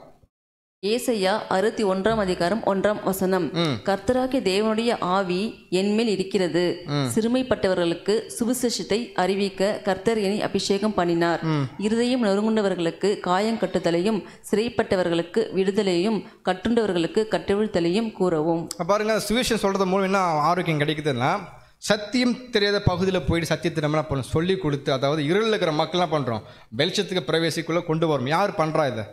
எல்லாருமே ஒர்க் பண்ணுறாங்க. பேசுகிறதா இருக்கட்டும், பழகிறதா இருக்கட்டும், நோட்ஸ் கூடிய எல்லா ஹார்வெஸ்ட் ஒர்க்கும் யார் பண்ணுறா? எல்லாமே சேர்ந்து தான் பண்ணுறோம். புது சிருஷ்டியாக பண்ணுறோம். எந்த மாற்று கருத்துமே இல்லை. அப்போ ஊழியங்கள் கொடுக்கப்படுது, சகோதரியும் கொடுக்கப்படுது, சகோதரரும் செய்கிறாங்க, தாழ்ந்தும் பயன்படுத்துகிறாங்க. ஓகேங்களா? இதை கொடுத்து கர்த்தர் இயேசுவும் பேசியிருக்காங்க. அதே வசனம் தான். உதாரணம் பார்க்கும் பொழுது, சகோதரிகளில் இயேசு கிறிஸ்துவின் வெளியேறு பெற்ற அந்த உயிர்த்தெழுதல் இருக்கு இல்லையா, அந்த நற்செய்தியை ஃபஸ்ட்டு யார் பேசுறீங்களா? வாசிக்கலாம். கல்லறையில் உயிர்த்தெழுதலின் காலை வேளையில் முதலாவது வந்து காணப்பட்ட ஸ்திரீகள் தம்முடைய உயிர்த்தெழுதலை குறித்த முதலாம் செய்தியை அப்போஸ்தலர்களுக்கு எடுத்து சொல்லுமாறு கர்த்தரினால் அனுப்பி வைக்கப்பட்டது. எவ்வளவு பெரிய பிளஸிங் பாருங்க. அப்போஸ்தலருக்கே தெரியாது, கேள்விப்பட்டிருக்காங்க, நான் உயிர் தேர்ந்து வருவேன்றது தெரியும். ஆனால் இயேசு கிறிஸ்து உயிர் தேர்ந்துட்டான்ற நற்செய்தியை யார் ஃபர்ஸ்ட் பார்க்குறாங்க? சகோதரிகள் பார்த்துட்டு போயிட்டு எங்கே இன்ஃபார்ம் பண்ணுறாங்க. அப்போஸ்தலர் மிகப்பெரிய ஊழியமா இல்லையா? அப்போ பாருங்க, தேவன் முடிவு பண்ணியிருந்தாக்கா சகோதரி வேண்டாம், சகோதரி வரட்டும், யாரை வெயிட் பண்ண, அப்படி இல்லை. ஊழியங்கள் காமன், தாழ்ந்து கொடுக்கப்படுற எல்லாமே என்ன பண்ணலாம், ஈக்குவலாக பண்ணலாம். எந்த ஒரு மாற்று கட்டாக தான் உதாரணம் பார்க்குறோம். இப்போ பாருங்கள், அங்கேருந்து மகளிராக இருக்கட்டும், எல்லா ஸ்திரீயும் என்ன பண்ணுறாங்க, பார்த்துட்டு போய் சொல்கிறாங்க. ஊழியம் பண்ணிருக்காங்களா, பிரச்சனை கிடையாது. தடை பண்ணுறதுக்கு வாய்ப்பே இல்லை. அதிகாரம் கொடுக்கப்பட்டிருக்கு ஊழியத்துக்காக. அடுத்து இன்னொரு ஒரு உதாரணம், சமாரிய ஸ்திரீ. கர்த்தர் உரையாடி கொண்டும் மேசியாவென வெளிப்படுத்துவதற்கு பிரியம் கொண்டு வெளிப்படுத்திட்ட சமாரியாவின் ஸ்திரீயானவள் பட்டணத்திற்குள் போய் அநேகருக்கு செய்தியை தெரிவிப்பதற்கு தடை பண்ணப்படவில்லை. கர்த்தராகிய இயேசு கிறிஸ்து போகிறாங்க, தாகமாக இருக்குது, நம்ம சம்பவம் தெரியும். போயிட்டு இந்த கிணத்துக்கிட்ட உட்காரும் போது சமாரிய ஸ்திரீ வராங்க, அவங்கள்ட்ட பேச்சு கொடுக்குறாரு. பேசி கொடுக்கும்போது நான் தான் மேசியானதை இன்ஃபார்ம் பண்ணுறாரு. அந்த அம்மா கேட்டுட்டாங்க. கேட்டு என்ன பண்ணிட்டாங்க, போயிட்டு ஊருக்குள்ளே ஓடுறாங்க சொல்கிறதுக்கு. உடனே இயேசு கிறிஸ்து என்ன பண்ணார், தடை பண்ணாரா? வெயிட் பண்ணுங்க, நான் உங்களுக்கு சொல்ல தான் வந்தேன், நீங்கள் ஸ்திரீ, நீங்களாம் போய் சொல்லக்கூடாது அப்படின்னு எங்கேயுமே பேசவே இல்லை. அந்த அம்மா அப்படியே விட்டார். அவங்க போயிட்டு ஊருக்குள்ளே போய் அதை பேசும்பொழுது அவங்க எப்படி பேசியிருந்தாங்கன்னா உடனே அந்த ஊரில் என்ன பண்ணிட்டாங்க, விசுவாசம் வைத்து ஏற்றுக்கொண்டாங்க. அழகாக இருக்க பாருங்க, அநேகர் விசுவாசம் வைத்தார்கள். எப்படி வைக்க முடியும்? அப்போ அந்த கருத்தை உள் வாங்கியிருக்கிறாங்க. வாங்கின அந்த உள்ளெல்லாம் ஆழத்தை என்ன பண்ணுங்க, அப்படியே போய் பேசும் பொழுது தெளிவாக பேசியிருக்கிறாங்க. மேசியா என்ன பண்ணோம், பார்த்துருக்குறோம், வருவாரும் கேள்விப்பட்டேன் இல்லையா, அது அவர் தான் அப்படின்னு பேசும்போது அவங்க பேசின வார்த்தையை நம்பி அந்த ஊர் மக்கள்லாம் பண்ணிட்டாங்க, இயேசு கிறிஸ்துவை விசுவாசித்திருக்காங்க. எவ்வளோ பெரிய ஆசீர்வாதம் பாருங்கள். சகோதரிகளுக்கு ஊழியம் கொடுக்கப்பட்டிருக்கு. அடுத்து நான் சில குறிப்பு மட்டும் போட்டு நோட் பண்ணிக்கோங்க, அது ஃபுல்லாக பண்ண முடியாது. அடுத்து சகோதரிகள் ப்ராஃபஸி பேசியிருக்கிறாங்க. நமக்கு தெரியும், அன்னாள் இந்த அம்மாவுக்கு 86 வயசு, இரவும் பகலும் என்ன பண்ணுறாங்க, ஆலயத்திலே இருந்து என்ன பண்ணுவாங்க, ஊழியம் பண்ணிட்டுருக்குறாங்க. கர்த்தர் இயேசுடைய மீட்பை பற்றி பேசியிருந்துருக்காங்க. மீட்பு என்னது, ரேன்சம்மை பற்றி பேசியிருந்துருக்கிறாங்க. இது நீங்கள் வசனம் நோட் படித்து பாருங்கள். அடுத்து பிலிப் இருக்கார் இல்லையா, பிலிப்புடைய 4 குமாரத்திகள், அவங்களும் யார் தாங்க, தீர்க்கதரிசிகள். அவங்களும் என்ன பண்ணுங்க, ஊழியம் பண்ணியிருக்காங்க, தாழ்ந்த பயன்படுத்தியிருக்கிறாங்க. மிரியாம் நமக்கு தெரியும், யார், மோசஸுடைய சகோதரி, ஆரோனுடைய சகோதரி. உல்தாள் அவங்க ஒரு தீர்க்கதரிசி, நீங்கள் வசனம் நோட் பண்ணி படிச்சுக்கோங்க. அது தேவோரா நமக்கு தெரியும், அவன் மிகப்பெரிய ஒரு தீர்க்கதரிசி, ஒரு வீராங்கனி கூட, திறமை வாய்ந்த ஒரு பெண்மணி. இப்போ இதெல்லாம் பார்க்கும்போது தெரியுது, தெய்வீக திட்டத்தில் முதல் பாயிண்ட் பார்த்தோம், ஸ்திரீனுடைய அழைப்பில் எந்த ஒரு மாற்று கருத்தும் இல்லை, அழைக்கப்படும் ஒரே அழைப்பு தான். ரெண்டாவது பாயிண்ட் பார்க்குறோம், ஊழியங்களும் தாளந்தும் காமன் தான், அவங்க வேலையை அவங்க செய்ய வேண்டியது அவசியம் தான், எந்த ஒரு மாற்று கருத்துமே இல்லை. இதை குறித்து ஆதி சபையில் அப்போஸ்தலன் பவுல் மூலிமா அநேக சகோதரிகள் என்ன பண்ணுறாங்க, ஒரு மிகப்பெரிய ஒரு உதாரணம் கொடுக்கப்பட்டிருக்கு, வாசிப்போம். ஆதி சபையில் சில குறிப்பிட்ட ஸ்திரீகளின் ஊழியங்களை பாராட்டி பவுல் குறிப்பிடவும் செய்கின்றார். பிரிஸ்கில்லா, திரி போனால், திரி போசால், ரூபாயின் தாயார், நேரோயுவின் சகோதரியாகிய யூலியால் ஆவார்கள். ஸோ இவங்கெல்லாம் வந்து பார்க்குற சகோதரிகள். இவங்களை பற்றி யார் பாராட்டி எழுதியிருக்கிறா, அப்போஸ்தலன் பவுலே பேசியிருக்காங்க. இந்த அளவுக்கு சகோதரிகள் தேவனுக்காக உண்மையும் உத்தமாக என்ன பண்ணுறாங்க, ஊழியம் செஞ்சுட்டு இருக்கிறாங்க, தனக்கு கொடுக்கப்பட்ட தாழ்ந்து என்ன பண்ணுறாங்க, பயன்படுத்துகிறாங்கன்றத அப்போஸ்தலன் பவுல் ரெக்கார்ட் பண்ணுறாரு. யார் தான் அவரும், இது ஏன் யார் தான் பேசுகிறா, பவுல் தான் பேசுகிறார் பாருங்க. அப்படியும் பேசுவார், இப்படியும் பேசுவார். ஆனால் நம்ம தெளிவாக புரிஞ்சுக்கணும், பேசப்பட்ட வார்த்தை எல்லாமே எதுக்காகன்றதை புரிஞ்சுக்க முடியுது. இப்போ பாருங்கள், அழைப்பு ஒன்று, அந்த அழைப்புக்கு வந்ததுக்கப்புறம் ஊழியம் கொடுக்கப்படுது, தாழ்ந்து கொடுக்கப்படுது, எல்லாம் ஒன்று. இப்போ நான் 3வது பாயிண்ட் பார்க்க போகிறோம், அதை தான் நம்ம என்ன பண்ணணும், கொஞ்சம் பிரித்து பார்க்கணும். என்ன பாயிண்டாக இருக்கும், 3வது பாயிண்ட், உபதேசம் அல்லது போதித்தல் என்ற விஷயம். ஸோ வசனம் பாருங்கள், நமக்கு தெரியும், உபதேசம் பண்ணவும் புருஷன் மேல் அதிகாரம் செலுத்தவும் நான் ஸ்திரியானவுக்கு உத்தரவு கொடுக்கறதில்லை என்றதை எங்கள் அப்போஸ்தலன் பவுல் பேசுகிறாங்க. மறுபடியும் வசனம் பார்க்குறோம், 2 பாயிண்ட்டுமே காமன். ஆனால் 3வது பாயிண்ட்டு காமனாக இல்லையானதை நம்ம போகிறோம் கண்டுபிடிக்க போகிறோம். தெய்வீக திட்டத்திலேருந்து ஒரு புதிய சிந்தனையுடைய ஆவியில் நம்ம என்ன பண்ண போகிறோம், அதை புரிஞ்சுக்க போகிறோம். இதை ஏன் அப்போஸ்தலன் பவுல் பேசுனீங்களா, வசனம் வாசிக்கலாம் பாருங்களேன். 13ஆம் வசனம். எண்ணத்தினாலெனில் முதலாவது ஆதாம் உருவாக்கப்பட்டான், பின்பு ஏவாள் உருவாக்கப்பட்டாள். ஃபர்ஸ்ட் நோட் பண்றான் பாருங்க, முதலாவது யார் படைக்கப்பட்டதுன்னா ஆதாம், ஃபர்ஸ்ட் சிருஷ்டிப்பு. அதுக்கடுத்து அதுக்கு பின்பு ஏவாள் உருவாக்கப்பட்டாள். இது ஃபர்ஸ்ட் பாயிண்ட். நான் போதும் ஏன் சொல்ல வராருன்னு. 14ஆம் வசனம். மேலும் ஆதாம் வஞ்சிக்கப்படவில்லை, ஸ்திரீயானவளே வஞ்சிக்கப்பட்டு மீறுதலுக்கு உட்பட்டாள். ஃபர்ஸ்ட் படைக்கப்பட்டது ஆதாம், அதுக்கடுத்து படைக்கப்பட்டது ஏவாள். ஆனால் ஆதாம் வஞ்சிக்கப்படலை, யார் வஞ்சிக்கப்பட்டது, ஸ்திரியால வஞ்சிக்கப்பட்டாங்க. இது ஒரு கான்செப்ட் நமக்கு தெரியும். எப்படி வஞ்சிக்கப்பட்டாங்க அப்படின்னு பார்க்கும்பொழுது கர்த்தர் ஆதாமுக்கிட்ட ஃபர்ஸ்ட் பேசியிருப்பார் இல்லையா, என்ன பேசியிருப்பாங்க, முதல் கட்டளை. ஃபர்ஸ்ட் பேசிக்ல தான் கேட்போம், அந்த பழம் ஞாபகம் இருக்கா, நீங்கள் மறைச்சு பார்க்குறீங்க தெரியாத மாதிரி. தேவனாய கர்த்தர் மனுஷனை நோக்கி, நீ தோட்டத்தில் உள்ள சகல விருட்சத்தின் கனிகளையும் புசிக்கலாம், எந்த ஒரு பிரச்சனை இல்லை. ஆனால் அங்கே பாயிண்ட் இருக்கிற பாருங்க, நன்மை தீமை அறியத்தக்க விருட்சத்தின் கனியை நீ புசிக்க வேண்டாம், ஒருவேளை நீ அதை புசிக்கும் நாளில் என்ன பண்ணுவீங்க, சாகவே சாவாய் சொன்னார். இந்த வார்த்தையை ஆண்டவர் யாருக்கிட்ட பேசியிருக்கிறாரு, அதுதான் கண்டுபிடிக்கணும். யார்கிட்ட பேசினாரு, ஆதாமுக்கிட்ட. பேசும்போது யாரும் இல்லை, ஏவல் சிருஷ்டிக்கப்படலை, ஆதாம் மட்டும் தான் இருக்கிறாரு. அவர்கிட்ட தான் கம்யூனிகேட் பண்ணுறாங்க தேவன். ஆதாம், நீ என்ன பண்ண தேவையில்லை, இந்த கனியை புசிக்க வேண்டியதில்லை, அப்படி சாப்பிட்டா என்ன பண்ணுறீங்க, செத்து போயிடுவீங்கன்னு பேசும்பொழுது இந்த வார்த்தை ஆதாம் மட்டும்தான் கேட்கப்பட்டிருக்கு. யாருக்கிட்ட தேவன் பேசல டைரெக்டாக, ஸ்திரீக்கிட்ட பேசவே இல்லை. பாயிண்ட் புரிஞ்சுக்கோங்க. அப்படி இல்லைன்னா புரிஞ்சுக்குது நமக்கு தெளிவாக. அதை குறித்து சகோதரர் ரசூல் அழகாக எழுதியிருக்கிறாங்க. நம்ம இன்றைக்கி ஃபுல்லாக பேரை தான் போட போகிறோம். ஏன் போடுறேன்னா நானே பேசும் எழுதக்கூடாதுல்ல, அதெல்லாம் இங்கே போட்டிருக்கேன், படிக்கலாம். ஆகையால் கர்த்தர் ஏவாளிடம் நேரடியாக பேசாமல் ஆதாமிடமே பேசினார் என்றும், தேவனிடமிருந்து ஆதாம் வாயிலாக ஏவாள் இந்த எச்சரிப்பை பெற்றுக்கொண்டாள் என்றும் தெளிவாகின்றது. தெளிவாக புரியுது. அப்படின்னா தேவன் டைரக்டாக யார்கிட்ட பேசியிருக்கிறாருன்னா ஆதாம் கிட்ட பேசியிருக்கிறாரு. இந்த கனியை புசிக்க வேண்டாம், புசித்தால் சாகவே சாவேன்ட்டு. இப்போ அடுத்து யார் உருவாக்கப்பட்டாங்கன்னா ஏவாள் உருவாக்கப்பட்டாங்க. இப்போ உருவாக்கப்பட்ட ஏவாளுக்கு அந்த எச்சரிப்பு யார் கொடுத்துருக்கணும்?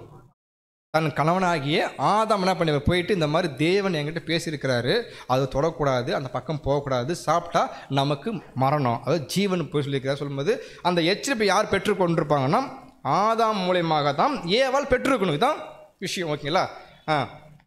இப்படியாக ஆதாம் தேவனுக்கு கீழ் போதிப்பவராகவும் ஏவாள் கற்றுக்கொள்பவராகவும் காணப்பட்டார். ரொம்ப அழகாக தெளிவாக பாருங்க. அப்படின்னா ஆதாம் போதிக்கக்கூடிய தன்மையில் இருக்கிறாரு, தலைமை ஸ்தானம் போதிக்கிறார். என்ன போதிக்காங்க? அந்த கனியை சாப்பிடக்கூடாதுன்னு தேவன் சொல்லியிருக்காரு. அப்போ டீச்சிங் எங்கேருந்து ஸ்டார்ட் ஆகுது? கணவன் கிட்ட ஸ்டார்ட் ஆகுது. அப்போ ஸ்திரீயானவள் கணவனுக்குன்னா அதுக்கு அடுத்து அது கற்றுக்கொள்ளக்கூடிய ஒரு தன்மை, மிகப்பெரிய ஒரு டிவைன் விஷயம். இது சிந்திக்கும் போது நம்ம பார்க்குறது கொஞ்சம் கஷ்டமாக இருக்க மாதிரி இருக்கும். தேவனுடைய விருப்பம் என்னவோ அதை யார் சரியாக பண்ணுறாங்களோ அவங்களுக்கு தான் வெகுமதி.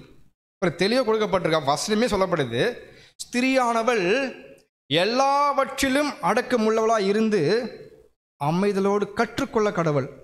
இந்த வார்த்தை நம்ம என்ன பண்ணுங்க, ஸ்திரீகளுக்கு ஒரு வசனம் கேதர் பண்ணுங்க, பண்ணி அதை என்ன பண்ணுங்க, பிரிண்ட் வச்சு படித்து பாருங்களேன். அதை மட்டும் நீங்கள் ஃபாலோ பண்ணி பாருங்கள், எந்த ஒரு டிஸ்டர்பன்ஸ் இருக்காது. சரியாக ரூட்டில் போயிட்டே இருக்கலாம்.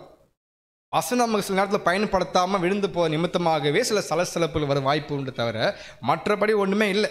அப்போனா ஆதாம் தான் போதித்திருக்கிறாரு தன் மனைவியாகிய ஏவாளுக்கு.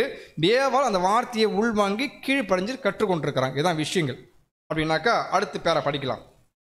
தேவன் அவளது கணவனுக்கு போதித்துள்ளார் மற்றும் அவளை அவனிடம் கொடுத்ததன் மூலம் கணவனுக்கான கடமைகளானது அவைகளை கவனித்துக் கொள்வதற்கும் அவள் தேவைகளை சந்திப்பதற்குமான கடமைகளானது. ஸோ தேவன் ஃபஸ்ட்டு ஆதாம் படிச்சிட்டாரு. அதுக்கப்புறம் ஆதாம் தனியாக இருப்பது நல்லதெல்லாம் கண்டு ஏற்ற துணியை உண்டு பண்ணிட்டாரு.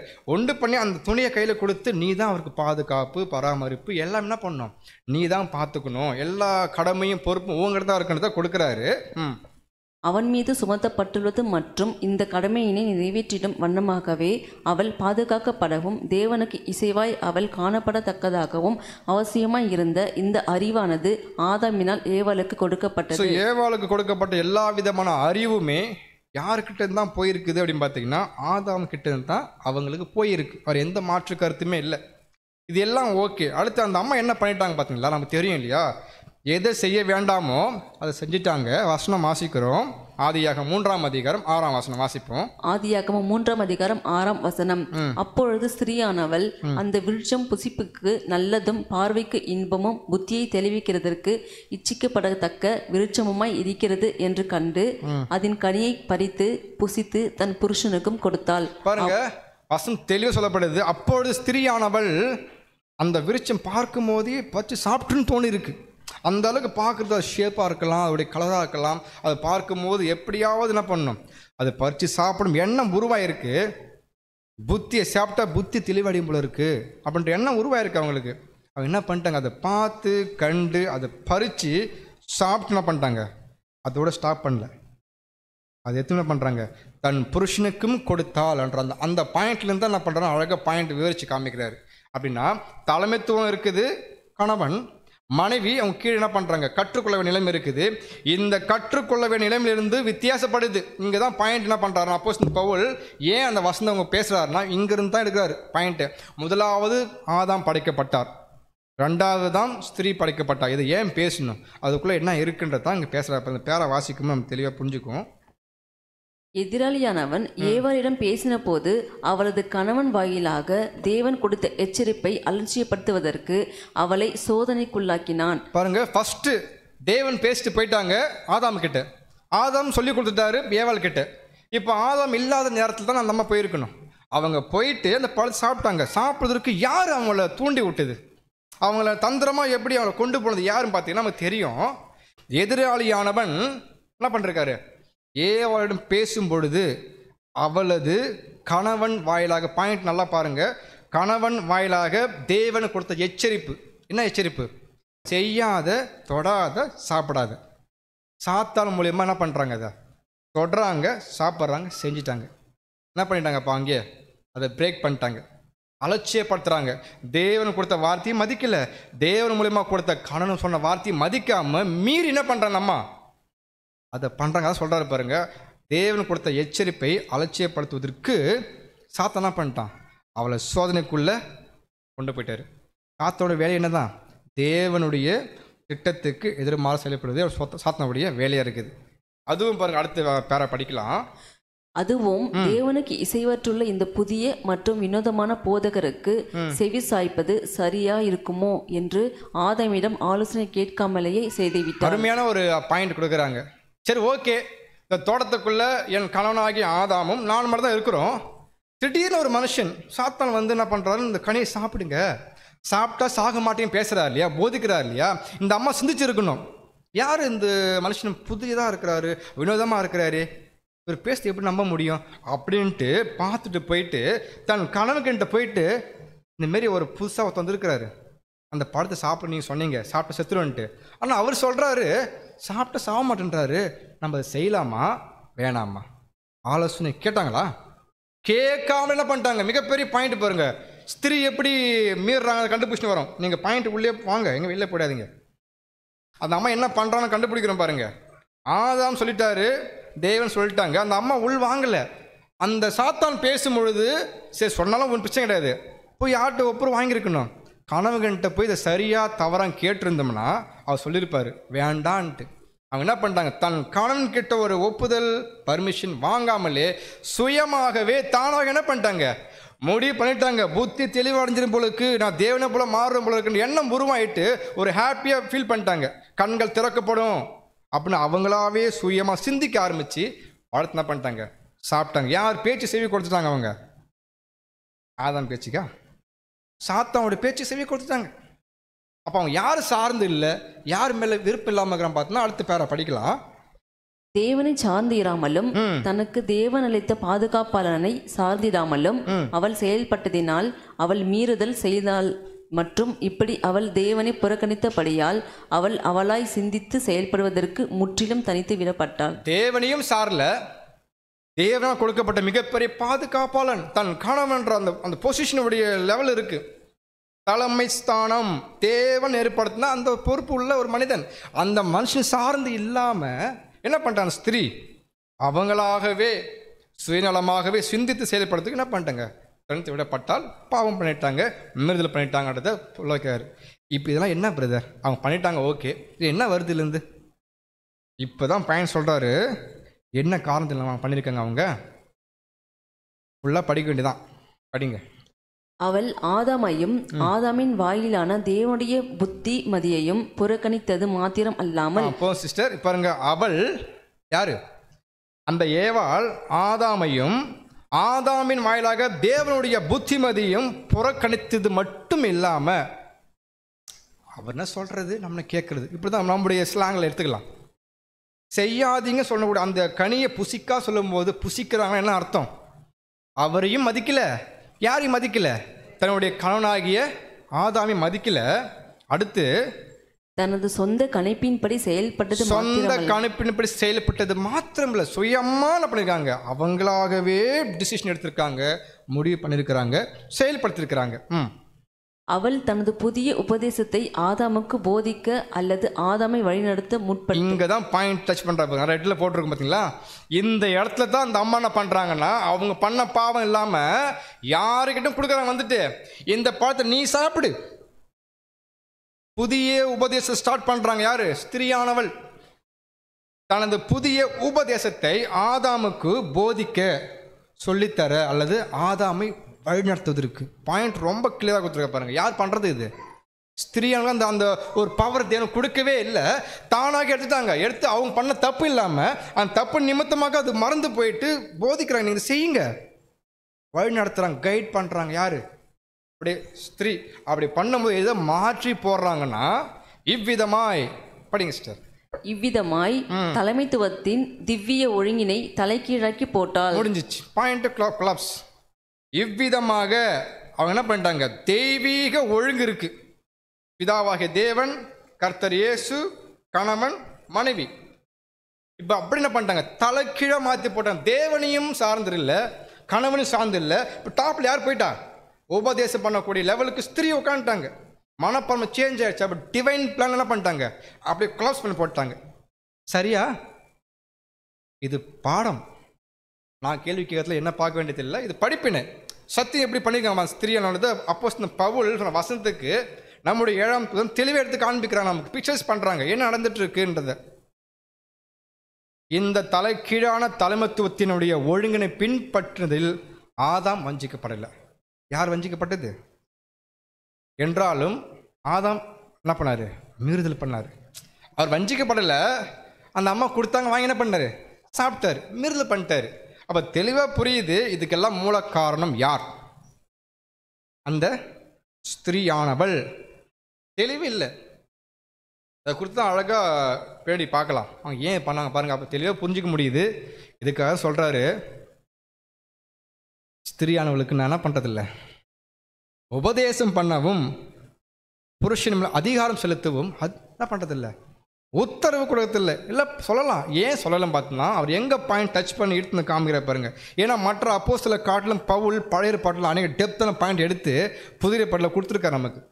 அநேக எல்லா ஆழமான காரியம், பஸ்காவாக இருக்கட்டும், எல்லா நியாயபிரமாக இருக்கட்டும், எல்லாம் அவர் தான் கரைச்சி குடிச்சதுனால இந்த புதிய ஏற்பாட்டில் நிறைய டீப்பாக நமக்கு கற்றுக் கொடுத்துருக்காரு. அப்போ இந்த கான்செப்ட் கணவன் மனிதன் அவங்க தலை மனைவி. அப்போ அந்த ஒரு உடன்படிக்கை ஜீவியத்தில் எப்படி வாழ்ந்துருக்குறாங்கிறத நமக்கு என்ன பண்ணுறாங்க? புது சிருஷ்டியாக நமக்கு மிகப்பெரிய படிப்பினையை கொடுத்துட்ருக்காரு. யாருன்னா அப்போஸ்தலன் பவுல் மூலியமா தேவன் கொடுத்துட்ருக்குறாங்க. அடுத்த பேரம் வாசிக்கலாம். இந்த திவ்ய ஒழுங்குமுறையானது சத்துருவின் மாபெரும் திட்டத்திற்கு மாறானது. சத்துரு எப்பொழுதுமே இரு பாலரையுமே தன்னுடைய கருவிகளாக உபயோகப்படுத்த ஆயத்தமா இருந்தாலும். சரி, ஓகே. இப்போ சாத்தனை உள்ள வந்துட்டாங்க அந்த தோட்டத்துக்குள்ள. ஏன் ஆதாமு கிட்ட போக வேண்டியதானே? போகலை. யார்கிட்ட போனாரு? ஸ்திரீ கிட்ட போனீங்க. ஆதாம் கிட்ட போனா சாப்பிட மாட்டாரா? அவ சாத்தன் தெளிவாக தெரியுது, யாரை இம்ப்ரெஸ் பண்ணால் சீக்கிரம் அக்செப்ட் பண்ணுவாங்க. சகோதரர்களுக்கே ஒரு விலைகள் நந்துறீங்களா? சிஸ்டர், உங்கள் ட்ரெஸ்ஸு சூப்பராகுது, இந்த ஜுவல் சூப்பராகுது சொன்னால் என்ன பண்ணுவாங்க? ஆட்டோமேட்டிக்காக நான் ஃபேக்டை தானே கேட்குறேன். இதே மாதிரி சிரிப்பீங்க, எல்லாம் சிரிப்பாங்க. ஏன்னா இது அவங்களுக்கு புரியுது, இது விலகினம், இயல்பு. நம்ம தப்பு சொல்ல வரல. அவள் பாருங்க, சாத்தான் தந்திரமானவன், தானியேலை பார்க்கிலும் ஞானம் உள்ளவன். அப்புறம் எந்த அளவுக்கு தெரியுது அவனுக்கு சகோதரிகள் தனித்திருக்கும் பொழுது அவங்களை எப்படி இம்ப்ரெஸ் பண்ணுமோ பாருங்க. இந்த பழம் பார்க்குறதுல சூப்பராக தெரியுமா? நீ இவ்வளோ பழம் சாப்பிட்ருப்ப, இதை கடந்து போறியே, டச் பண்ணி பாரு, சும்மா சாப்பிட தான் பாரு, எப்படி தான் இப்படி தான் பேசியிருக்கணும். அனுமானம் தெரில, ஏன்னா கவர்ந்து இழுக்கிற மாதிரி பேசியிருக்கிறார் பாரு சாத்தான். அப்படியே அந்த அம்மா உள்ளே போயிட்டு இருக்காங்க. புருஷனும் தேவனையும் மறந்து போலக்கு உள்ளே போயிருக்காங்கன்னா எந்த அளவுக்கு சாத்தான் அவங்கள அழகாக கவர்ந்து இழுத்துருக்கணும், இம்ப்ரெஸ் பண்ணியிருக்கணும். அதுதான் சொல்லப்படுது. இப்போ சாத்தான் 2 பேருமே பயன்படுத்த விரும்புகிறாரு. ஆனாலும் அதிகமாக யார் மோஸ்ட்லி யூஸ் பண்ணுறாரு? சாத்தான் ஸ்திரீகளை தான் பயன்படுத்துகிறாரு. அந்த ரெட்டில் போட்டு படிங்களேன். அவன் ஸ்திரீயானவள் தன்னுடைய மிகச்சிறந்த பிரதிநிதியாக இருப்பதை கண்டு கொண்டான். பாருங்க, ஸ்திரீ தான், அது சகோதரிகள் தான் என்னுடைய மிக பிரதானமான பிரதிநிதிகள் கண்டு கொண்டான். அதனால தான் என்ன பண்ணுறாரு? முதலாவது ஸ்திரீ சாத்தானுடைய முதலாவது பிரதிநிதியாக இருந்தாள். எந்த ஸ்திரீ? ஏவாள். கரெக்ட். அவங்க தான் ஃபஸ்ட்டு யாருங்க? அவருக்கு முதல் சப்போர்ட். அவங்கள வச்சு தான் ஆரம்பித்தார். ஒட்டுமொத்த உலகத்தின் அப்படியே கூப்பிட்டு போகிறாரு. முதலாவது மனிதனை தவறான வழியில் நடத்துவதில் வெற்றியுள்ளவளாக இருந்து முழு உலகத்தையும் பாவத்திற்குள்ளும் மரணத்துக்குள்ளும் தள்ளினாள். பாருங்க, அவங்க பண்ண விஷயங்கள் கணவனுக்கு துரோகம் பண்ணது மட்டும் இல்லை, தேவனுக்கு துரோகம் பண்ணது மட்டும் இல்லை, ஒட்டு மொத்த உலகத்தை என்ன பண்ணிட்டாங்க? மரணத்துக்குள்ளே கொண்டு போவதற்கு மூல காரணம் யாருன்னு பார்த்தா அந்த அம்மா. அந்த அம்மா சாப்பிடலனாக்கா நம்ம எப்படி இருந்திருப்போம்? பழம் சாப்பிட்டதுனால நீங்கள் என்ன ஆச்சு பாருங்க, ஒட்டுமொத்த பாவத்துக்குள்ளே போவதற்கு காரணமும் சரி, மரணத்துக்குள்ளே போய் சபிக்கப்பட்ட பூமிக்கு காரணமே அந்த அம்மா. இதுக்கு மூல காரணம் சாத்தான். அப்போ சாத்தான் எப்படி சகோதரிகளை பயன்படுத்துகிறான்றதை கொடுத்து இதெல்லாம் ஏன் பார்த்துட்ருக்குன்னா, அப்போஸ்தலன் சொல்ல வரல பாயிண்ட்டு, அந்த பாயிண்ட்டுக்கு ஏன் ஒரு மறுப்பு தெரிவிக்கிறார்ன்றதுக்கு தான் கண்டுபிடிச்சிட்டு இருக்கும். அவர் தெய்வீக ஒழுங்குன்னா அதை ஃபாலோ பண்ணணும். அதை மீறி பண்ணாத பட்சத்தில் அவங்களுக்கு கஷ்டம். எப்படி அந்த ஏவாள் நிமித்தம் ஒட்டுத மனுக்குலத்துக்கு இழப்பு வந்த மாதிரி புது சிருஷ்டி சகோதரிகள் பண்ணும் பட்சத்தில் அவங்களுடைய புருஷன் ஜீவித்திற்கு மிகப்பெரிய ஆபத்து. அழைக்கப்பட்ட அழைப்பின் பந்தய பொருளை பெற்றுக்கொள்ள முடியாது. வந்த அழைப்பு என்ன பண்ண, அதை மிஸ் பண்ணுருவோம். சத்தியம் சொல்லுது, அதை கேட்டோம் கீழ்ப்படிந்து ஆக வேண்டும். சட்ட புஸ்தக கீழ்ப்படிந்து ஒப்பு கொடுத்துருக்கும் ஞானஸ்தானத்தில். எல்லாமே உமது சித்தம் செய்ய இதோ வருகிறேன். என் சித்தம் அல்ல. அந்த வார்த்தை அர்த்தம் தெரியுமா? அர்ப்பணிப்பின் ஜீவிதனுடைய புண்ணியம் தெரியுமா? எனக்கு உண்டான எல்லாவற்றும் தேவன் சொந்தம். எதுவாக இருக்கட்டும், தூங்கி எழுந்த உடனே இருதை அங்கே போயிடணும் பரலோகத்துக்கு. தேவனே நான் உடன்படிக்கை பண்ணிக்கிறேன். ஒரு கான்சன்ட்ரேஷன் மேன். இன்னைக்கு உலகத்தை பிரவேசிக்க போகிறேன், கண்ணிகள் வரும், நான் எப்படி ஜெயிக்கணும், ஒரே விஷயம் போதும். கடந்து போய் பாருங்க, நடக்கும், ஜெயிப்போம். ப்ரேயர் பண்ணால் போயிட்டு பாருங்க. எழுந்த உடனே நம்ம என்ன பண்ணணும்? ஃபஸ்ட்டு பார்க்குற ஒரு பொருள், விலையேற போற்ற பொருள். ஏந்த உடனே எந்த பொருள் தெரியாத மாதிரி பார்க்குறீங்க? கண்ணை உடனே கை அங்கே போ, தெரியுங்களா? பெட்டில். ஏன்னா அதுதான் அதில் கூட பண்ண முடியும். நம்ம முக்கியத்துவம் எங்கே தரம் பார்க்கணும். அப்படின்னா எழுந்தவுடனே ஹார்ட் ஆட்டோமேட்டிக்காக தேவன்ட்டு போகணும். அர்ப்பணி பண்ணியிருக்கிறேன், நான் இன்றைக்கி என்ன பண்ணணும், எப்படி பிரவேசிக்கலாம்? சும்மா கேட்டு பாருங்களேன். அவர் பிளஸ்ஸிங் ரொம்ப அதிகம், அர்ப்பணிப்பு ஆழம் ரொம்ப பெருசு. அந்த மாதிரி பண்ணும் பட்சத்தில் சகோதரிகள் மீறும் பட்சத்தில் எப்படி இழந்து போனாங்களோ அந்த மாதிரி புது சிஸ்டமுடைய அந்த ஜீவியம் கெட்டு போயிடும், வளர்ச்சி அடையாத குன்றி போயிடும் பார்க்குறோம். அடுத்த பேரை கூட படிக்கலாம். ஸோ இந்த பேரை முக்கியமானதெல்லாம் போட்டிருக்கேன், நீங்கள் படிச்சுருங்க, நான் எக்ஸ்பிளைன் பண்ணிக்கிறேன். கடந்த காலத்தில் இருந்த சூனியக்காரிகள் தற்காலத்தில் ஆவியோடு தொடர்பு கொள்ளுகிறவர்கள். ஓகே, இப்போ பாருங்க. அப்போ இந்த ஸ்திரீகளை ஏன் சாத்தான் பயன்படுத்துறான்றதுக்கு உதாரணம் கொடுக்குறாங்க சகோதரர். அந்த ரெட்டில் இதை படிங்க சிஸ்டர். ஆண்கள் மூலமாக திவ்ய பிரச்சாரம் என்று குறிக்கப்பட்டுள்ளது போன்று சாத்தானின் பிரச்சாரம் ஸ்திரீகள் மூலமாக உள்ளது. தேவனுடைய தெய்வீக சத்திய பாடத்தை யார் மூலியமா பிரசங்கம் பண்ணப்படுது? தேவனை யாரை வச்சு பயன்படுத்துறாங்க? ஆண்கள், தேவ சாயலக்கூடிய அந்த ஆண் பால், அவங்க மூலியமா பிரசங்கம் பண்ணப்படுது. ஆனால் சாத்தான் யாரை வச்சு பிரசங்கம் பண்ண போறா பாருங்க, யாருங்க? அவருடைய பிரதிநிதி ஸ்திரீயால கொண்டு பயன்படுத்துறாரு. அப்ப பாருங்க, தெளிவா புரியுது. சாத்தானுடைய மிகப்பெரிய டூல் யார்? நம்மளை எடுத்துக்க வேண்டியதில்லை. அங்கே பார்க்கும்போது சகோதரிகளை பயன்படுத்தி இந்த ஒட்டுமொத்த மனுக்குலத்தை எப்படி கவர் பண்ணியிருக்கான் பாருங்களேன். ஆனால் பாருங்க, நம்ம ஆண்டு எப்படி பேசுகிறார் அப்படின்னு பார்த்தீங்கன்னா, இன்னைக்கு உலகத்தில் பாருங்க, அநேகர் புகழ்ந்து பேசுவாங்க. ஆன்மீகத்தில் இருக்கட்டும், பெண்கள் சாமி சொல்லுவாங்கள்ல, பெண்கள் தெய்வமா, ஏன் அவங்கள முக்கியத்துவம் பண்ணுறாங்க? பெண்கள் தான் தெய்வம் உயர்வாக பார்க்குற காரணம் என்ன? இயற்கையாகவே என்ன பண்ணுவாங்க மனிதர்கள்? பெண்களை மதிப்பாங்க. பார்த்தீங்களா? ஒரு தெய்வமாக பேச்சு வார்த்தை இல்லை. ஏன்னா பெண்களுக்கு வந்து தெய்வத்தை சமானம்னுவாங்க. ஏன் இதெல்லாம் பேசுவது? இதெல்லாம் சாத்திரம் ட்ரிக்ஸ் தான். அப்படி என்னங்க, தேவனுடைய தெய்வீக திட்டத்துக்கு முரண்பாடாக செயல்படக்கூடிய சம்பவத்தை பேசுகிறாங்க. நம்மளும் கூர்ந்து கவனிச்சுன்னா, ஓ அப்படி இல்லை, தெளிவாக இருக்கணும். புது சிருஷ்டிகள் தப்பு, தெய்வ திட்டம் அப்படி கிடையாது. தேவன் யாரை கொண்டு பேசினார்னா ஆதாம் கொண்டு தான் பேசினாங்க. தான் சட்டம். ஸ்திரீ கற்றுக்கொள்ளணும், கீழ்ப்படினும் தான் சட்டம். ஆனால் மாற்றி பேசப்படும் போது தேவன் பிள்ளைங்க பார்க்கணும், உலகம் ரொம்ப கரப்ஷன் இருக்குது. மாற்றி மாற்றி என்ன பண்ணுற பேசிட்டு இருக்கிறாங்க. அதுதான் பேசுகிறாங்க. மனிதனை ஆண்டவர் தன்னுடைய சபையில் சந்தேகத்துக்கு இடம் என்று என்ன பண்ணுங்க, அவருடைய வாயாக பயன்படுத்திருக்கிறார். சகோதரி எங்கேயுமே பயன்படுத்தவே இல்லை வாயாக. அதாவது பொது மேடையில் பேசுவதோ சத்தியம் பேசுவதோ, 1-to-1 குடும்பத்தில் பேசலாம், ஊழியம் செய்யலாம், அது வேறு. இந்த மாதிரி பப்ளிக்காக பேசக்கூடிய அந்த ஒரு உரிமையை தேவனும் கர்த்தர் இயேசுவும் கொடுக்கவே இல்லை. ஸோ இது சத்தியம், அது ஒழுங்குன்றதுல என்ன பண்ணுறோம், ஃபாலோ பண்ணுறோம். உதாரணம் சொல்லட்டுங்களா? சாத்தானுடைய டூல்ஸ். இந்த இவங்கெல்லாம் இன்னைக்கு தெய்வங்கள். எகிப்தினுடைய இசிஸ் தேவதை, அசிரிய தேவதை அஸ்ரோத், அவங்களாம் யாருங்க? பெண்மணிகள். கிரேக்க தேவதை டயானா, ஜூனோ, வீனஸ், பெல்லோனோ. கடைசியாக இன்னைக்கு ஒட்டுமொத்த பேர் கிறிஸ்துவும் யாரை நம்பிட்டு இருக்காங்க? போப் மார்க்கும். அவங்களோட தலைமை யார்? கர்த்தர் இயேசுவா. மரியாள் வணக்கம். சாத்தானுடைய மிகப்பெரிய இன்டெலிஜென்ட். பார்த்தீங்களா? எல்லா மதங்களிலுமே தெய்வத்தை யார் முன்ன வச்சுட்டாங்க? சகோதரிகள், பெண் தெய்வமாக வச்சுட்டாங்க. இது தேவனுடைய திட்டத்துக்கு முரண்பாடானதா சரியானதா? முரண்பாடானது. பாருங்க, இந்த அளவுக்கு கொண்டு போகிறதுனால தான் அப்போஸ்தலன் பவுல் பேசுகிறாங்க, ப்ளீஸ் என்ன பண்ண வேண்டாம். அந்த வசனம் சகோதரன் மட்டும் படிக்கலாமா? படிங்களேன். 1 தீமோத்தேயு 2ஆம் அதிகாரம் 12ஆம் வசனம். உபதேசம் பண்ணவும் புருஷன் மேல் அதிகாரம் செலுத்தவும் ஸ்திரீயானவளுக்கு நான் உத்தரவு கொடுக்கறதில்லை. ஓகே, இது பார்த்த வரைக்கும் நம்ம கன்ஃபார்ம் பண்ணலாம். நம்ம புது சிருஷ்டியாக இருக்கிறோம் இல்லையா, நம்ம யாராவது உபதேசம் பண்ண முடியுமா? ஃபஸ்ட்டு பாயிண்ட் வரும். இப்போ பண்ண முடியுமா? அப்படி பண்ணால் சகோதரர்களுக்கு அலோவ் பண்ணுவாங்களா அப்படிங்கிற சொல்கிறாருன்னா நிறைய பாயிண்ட் இருக்குது. சபையில் பெண் மூப்பர்களை தேர்வு செய்ய முடியாது. கரெக்டாக? இப்போ யார் தான் மூப்பராக இருப்பாங்க? சகோதரி தான் ஒழுங்கு. இப்போ பெண் மூப்பர் வர முடியாது எந்த காரணத்துலையும். அப்போ உபதேசிக்க முடியாது. ஃபஸ்ட்டு பாயிண்ட் கிளியரும் பண்ண மாட்டோம். கன்ஃபார்ம் தானே? பண்ண வாய்ப்பு இல்லை. 2வது பாயிண்டில் நமக்கு கொஞ்சம் வாய்ப்பு இருக்குது. ஃபஸ்ட்டு பாயிண்ட்டை பார்க்குறோம், உபதேசம் பண்ணோம், யாரும் பண்ண மாட்டோம். பாயிண்ட்டை பார்த்து முடிச்சிட்டோம், இப்போ பண்ண போகிறது இல்லை. ஆனால் புருஷன் மேல் அதிகாரம் செலுத்தவும் ஸ்திரியானவர்களுக்கு நான் அதிகாரம் கொடுத்தல. இப்போ புருஷன் அதிகாரம் பண்ணுறது என்ன? இப்போ அதை கண்டுபிடிச்சிடலாமா? ரொம்ப இன்ட்ரெஸ்டாக போகிறீங்களா இல்லை எங்களை? ஓகே. இந்த வசனத்தை நம்ம திருவிழத்தில் வாசிக்கலாம், கொஞ்சம் நல்லாயிருக்கும். பெண்கள் கற்றுக் கொடுக்கவோ ஆண்களை கட்டுப்படுத்தவோ நான் அனுமதிக்க மாட்டேன். நல்லா இருக்குல்ல? அவர்கள் அமைதியா இருக்க வேண்டும். பாருங்க, பெண்கள் கற்றுக் கொடுக்கவோ யாருக்குன்னா ஆண்களுக்கு. ஆண்களை கட்டுப்படுத்த நீங்கள் இப்படி செய்யக்கூடாது, அவர் கண்ட்ரோல் பண்ணுற மைண்டு, அதை நான் அனுமதிக்கவே மாட்டேன். நீங்கள் என்ன பண்ணுங்க, குவைட்னஸ். ஆமதினா ஒரு சைலண்டாக சபையில் கை கட்டணும் அப்படி இல்லை, குவைட்னஸ், குவைட்டாக இருக்கணும். அந்த ஒரு தன்மைகளை கேரக்டர், அந்த மனப்பான்மை சகோதரர் இருக்கணும்னு தான் சொல்கிறாரு. அப்படின்னா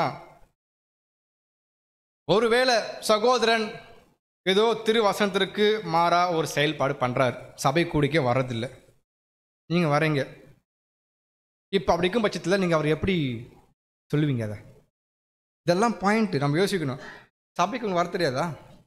சபைக்கு போகணும் தெரியும்ல? இது என்னதான் அர்த்தம்? இது அவர் நீ என்ன பண்ணுறீங்க? பேச மாட்டேன், நீங்கள் பேசுங்க. என்ன பண்ணுறோம்? நம்ம அக்கறையே பேசுகிறோம் தான். அப்படி என்ன சொல்ல வரோம்? கைட் பண்ணுறோம். தெரியாதா? அவருக்கு தெரியும், ஏதோ சூழ்நிலை விட்டுருங்க. பட் அப்படி இருக்கும் பட்சம் தான் இதை பண்ணுறது. வசனம் ஓப்பன் சொல்லிருப்பாங்களே. அந்தபடி மனைவிகளே உங்கள் சொந்த புருஷர்களுக்கு கீழ்ப்படிந்திருங்கள். ஃபர்ஸ்ட் பாயிண்ட், அந்தபடியே உங்கள் சொந்த புருஷனுக்கு கீழ்ப்படிந்து இருங்கள். அதான் கரெக்ட் ஃபர்ஸ்ட்.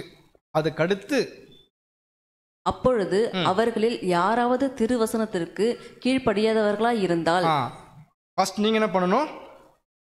புருஷனுக்கு கீழ்ப்படிந்துக்கணும். உங்களுடைய பாயிண்ட்டை நீங்கள் கீழ்ப்படிங்க வச்சுக்கோங்க. 2வது, ஒருவேளை உங்களுடைய கணவர்கள் திருவசனத்துக்கு சத்தியத்துக்கு மாறா சில விஷயங்கள் நடைமுறைப்படுத்துகிற விஷயத்தில் கீழ்ப்படியில் உங்களுக்கு தெரியுது. அப்படி தெரியும் பட்சத்தில் நமக்கு ஆட்டம் என்ன வரும்? கோபம் வரும். கரெக்டான பாயிண்ட்டு. உள்ளுக்குள்ள அப்படியே எரியும். என்ன ஒரு புது சிஷ்யா வந்து பண்ண மாட்டாப்புல, செய்ய மாட்டோம், என்ன வரும்? இது இயல்பு. ஆனால் வசனம் பாருங்கள், நீங்கள் என்ன பண்ணுங்க, சொல்லணுமா அது எப்படி ஹேண்டில் பண்ணு தான் பக்குவம். இந்த கரெக்டாக சொல்லுங்க பார்த்தீங்கன்னா டீசெண்டாக பண்ணுவாங்க. ஆதாயப்படுத்துறது, எடுத்தங்க கோவப்பட்டு பேசாமல் கோவப்பட்டினாக்க மீறுவீங்க. அப்போ என்ன சொல்கிறா பாருங்க, பயபக்தியோடு கூடிய உங்கள் கற்புள்ள நடக்கையை அவர்களை பார்த்து. அருமையான வார்த்தை பார்த்தீங்களா? பயபக்தியோடைய கூடிய உங்கள் கற்புள்ள நடக்கை. நடக்கைன்னு என்ன அர்த்தம்? உங்களுடைய வாழ்க்கை முறையை யார் பார்க்கணும்? உங்கள் கணவன் பார்க்கணும். புது சிருஷ்டிக்கு மிகப்பெரிய டெஸ்ட் இது குடும்பத்தில். சகோதரன் இதை மீறல் பண்ணிட்டார், சபை கூடி வரல, விட்டு விடாத சத்தியமா வரல, வசனம் கீழ்ப்படியாமல் போயிட்டாரா? ஓகே, இப்போ நீங்கள் என்ன சொல்லுவீங்க அவர்கிட்ட போயிட்டு? இதை சொல்லி தான் இப்போ ஆகணும். அதை சொல்கிறாங்க. நீங்கள் என்ன பண்ணுங்க, பயபக்தியோட கூடிய ஃபஸ்ட்டு ஒபே பண்ணுங்க. 2வது, உங்களுடைய கற்புள்ள நடக்கை.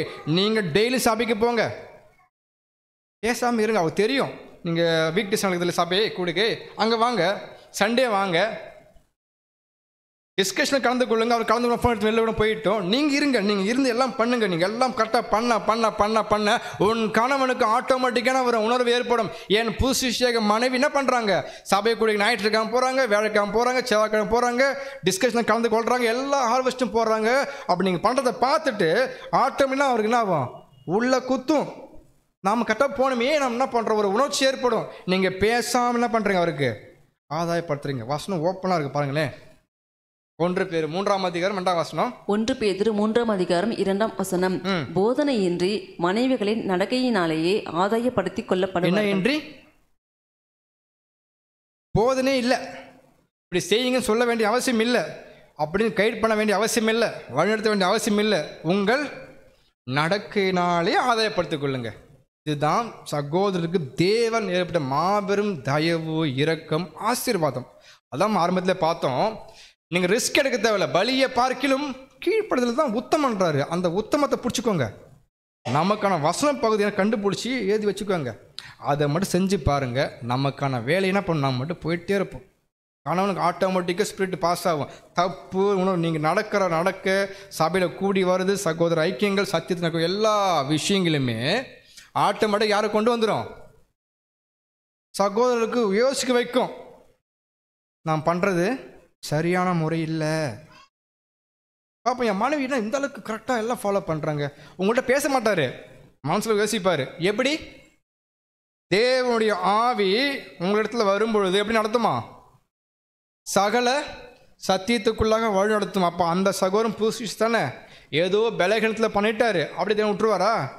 அவரை எப்படி கூட்டி செருக்கணுன்றதை கொய்ய என்ன பண்ணுவார்? அப்படியே வளைஞ்சு என்ன பண்ண உணர வச்சு புரிய வச்சு சபைக்குள்ளே விட்டுருவார் வந்துட்டு.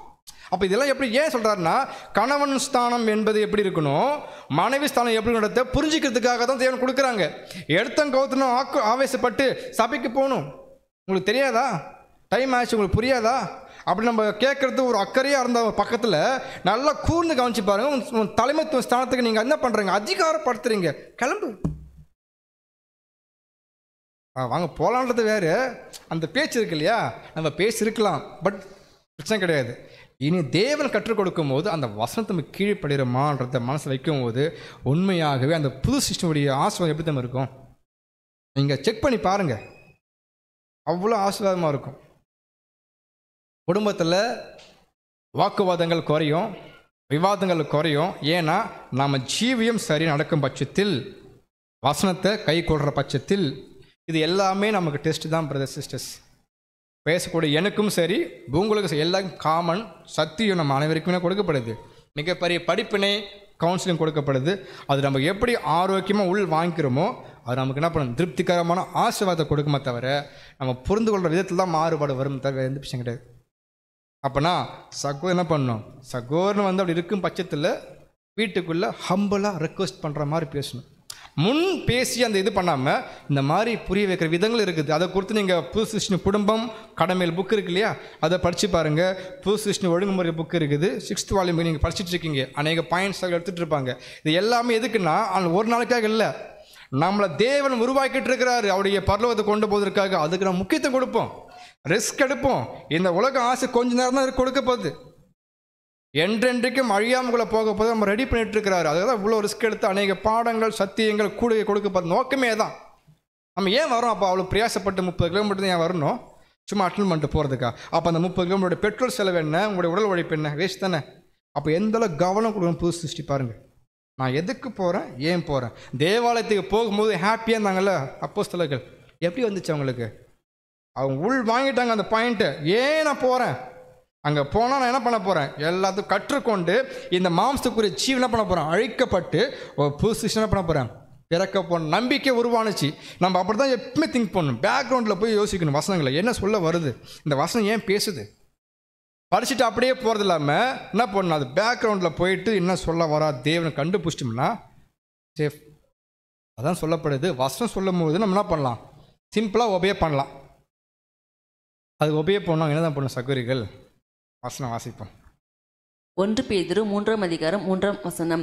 மயிரை பின்னி பொன்னாபரணங்களை அணிந்து உயர்ந்த வஸ்திரங்களை உடுத்திக் கொள்ளுதலாகிய புறம்பான அலங்கரிப்பு உங்களுக்கு அலங்காரமாய் இராமல் அழியாத அலங்கரிப்பாய் இருக்கிற சாந்தமும் அமைதலும் உள்ள ஆவியாகிய இருதயத்தில் மறைந்திருக்கிற குணமே உங்களுக்கு அலங்காரமாய் இருக்க கடவது. ஸோ வெளியரங்கமான அலங்கரிப்பு பண்ணக்கூடாதுன்னு வசனம் சொல்லல.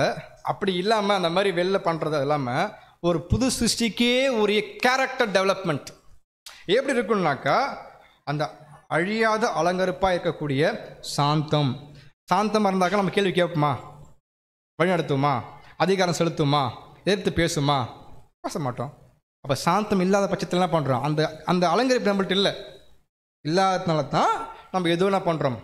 அக்கறையாக பேசுகிற மாதிரி தெரிஞ்சோ தெரியாமல் என்ன பண்ணுறோம்? கணவனை வழிநடத்திடுறோம். ஸோ நம்ம அதை கொஞ்சம் அதை வந்து ரொம்ப மைனூட்டாக தான் பார்க்க முடியுது.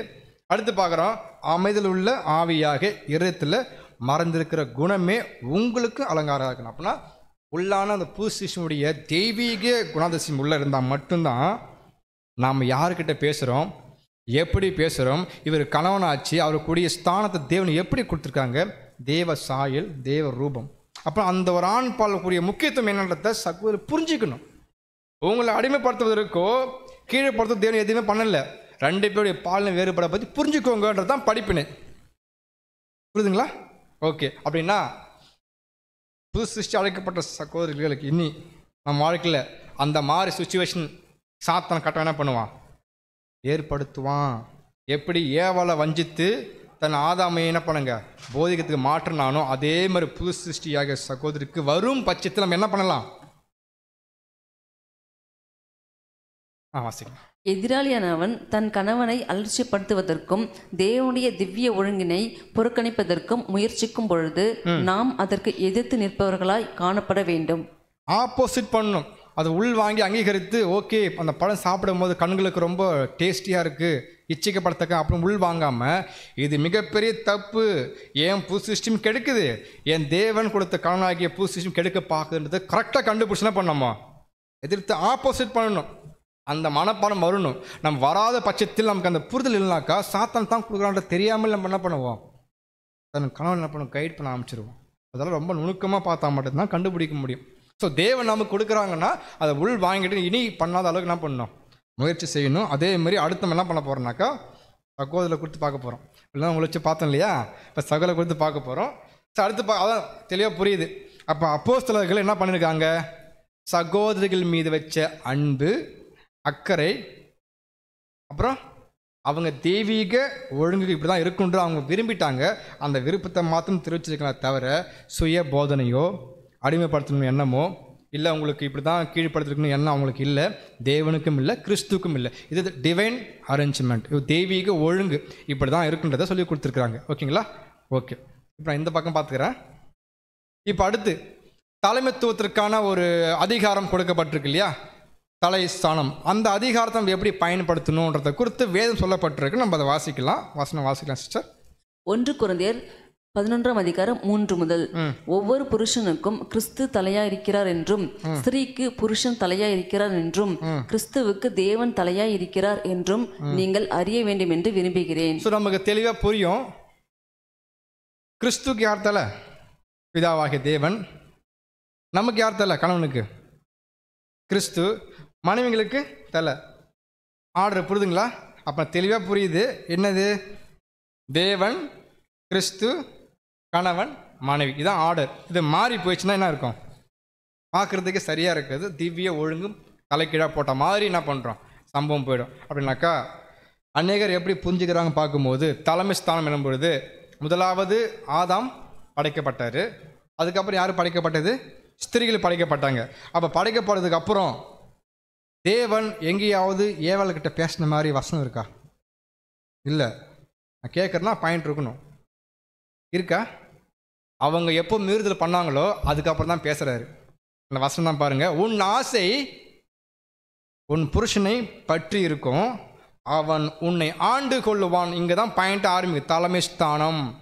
அவன் தான் உன்னை என்ன பண்ணுவான், கண்ட்ரோல் பண்ணுவான். அவன் தான் உன்னை கைட் பண்ணுவாங்க, அவங்க வழிநடத்துவாங்க, உங்களை போதிக்கிறது எல்லாமே அவங்க தான். யார்? உன் கணவன்.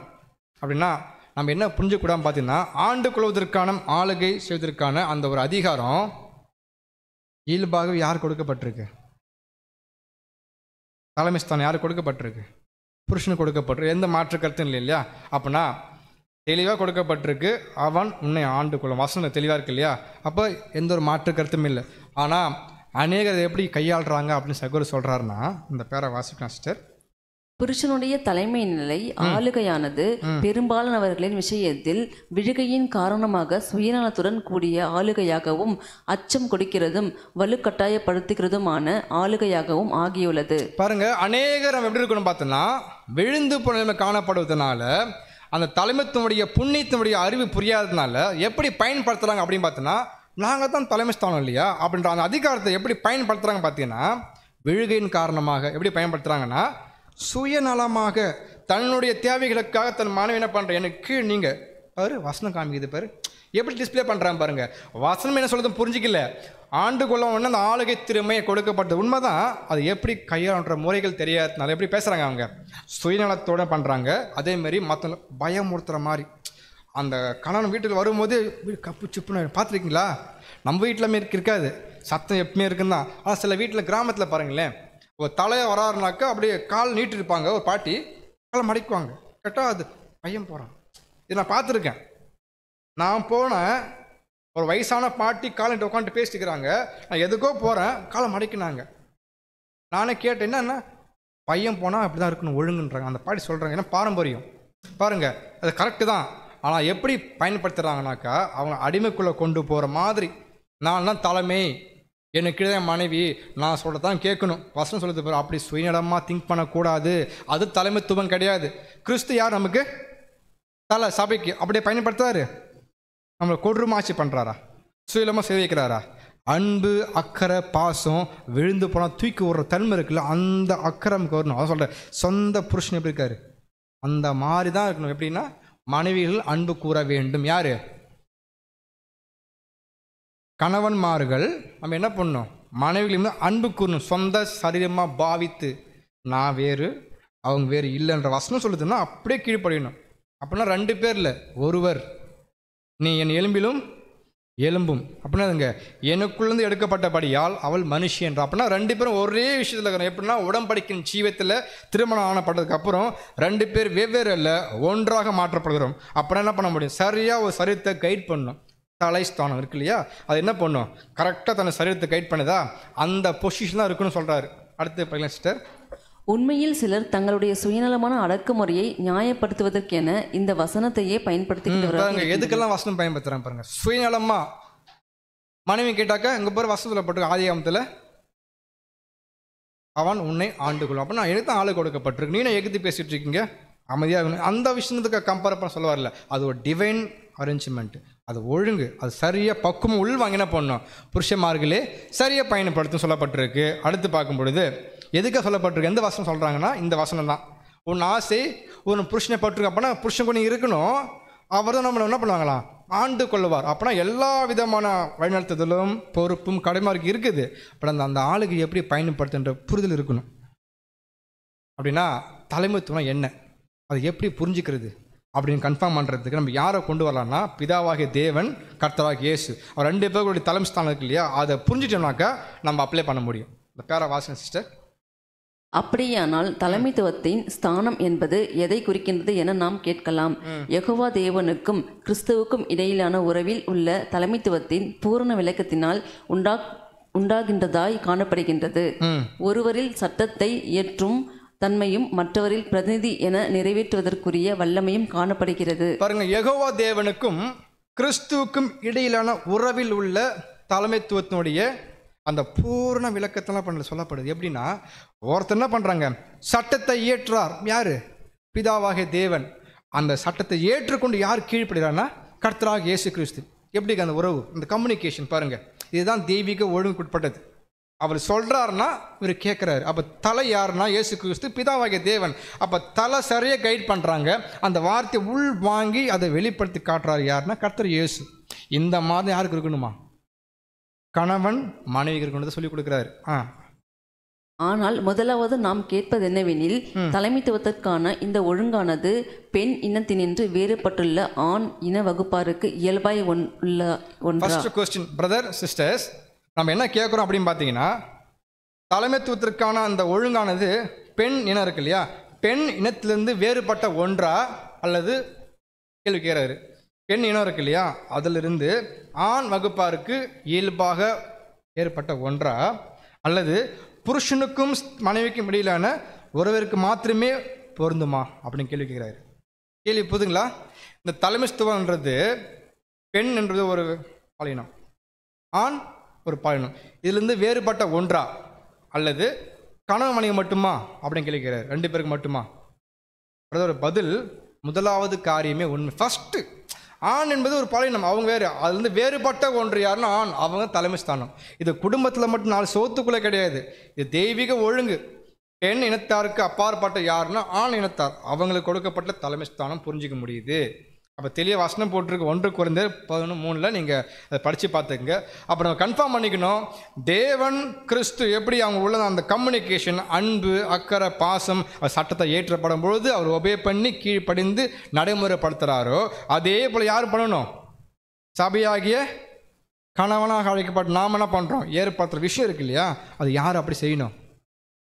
மனைவி. கற்றுக்கொள்ள கடவுள் அவர் பார்க்கும்போது பாருங்கள், life of body of Christ இருக்கு இல்லையா, நமக்கு தெரியும் கிறிஸ்துவுடைய சரீரங்கள் ஆரோக்கியமான நிலையில் இருக்கும். சரீரமானது நல்ல பாயிண்ட் பாருங்கள், தலைவனுடைய ஒப்புதல் இல்லாமல் எந்த ஒரு காரியமும் செய்யாதான். புரியுதுங்களா? அப்படின்னா லிட்டரலாக எடுத்துக்கலாம். இப்போ நம்முடைய சரீரம் இருக்குது, இப்போ நடக்கணும், நான் அப்போ பேசணுன்றதை எனக்கு யார் சொல்லிக் கொடுப்பா? யார் என்னை வழிநடத்துது? என்னுடைய தலை, மைண்டு. இப்போ இதை கமெண்ட் பண்ணால் தான் கை ஆக்ஷன் பண்ணுது, கால் நடக்குது. அப்போ ஒருவேளை இது சொல்லாமல் பண்ணிச்சுன்னா மீறுதல். அதான் ஒப்பிட்டு பேசுகிறாங்க. அப்படின்னா கிறிஸ்து தலையாக இருக்கிறாரு, எப்படி சபை ஒரு வார்த்தை கட்டுப்பட்டு நடக்குதோ அதே போல தான் உங்கள் சொந்த புருஷன் உங்களுக்கு தலை. அந்த தலையுடைய ஒப்புதல் இல்லாமல் சரீரம் என்ன பண்ணக்கூடாது? செயல்படவே கூடாது. அப்படி செயல்பட்டால்தான் ஆதாமை மிஞ்சி ஏவாள் பண்ணதை போல் அந்த காரியத்தை ஒப்பிட்டு பார்க்கப்படுது. அப்போ நம்ம என்ன பண்ணுறோம்னாக்கா தெளிவாக செய்யணும்.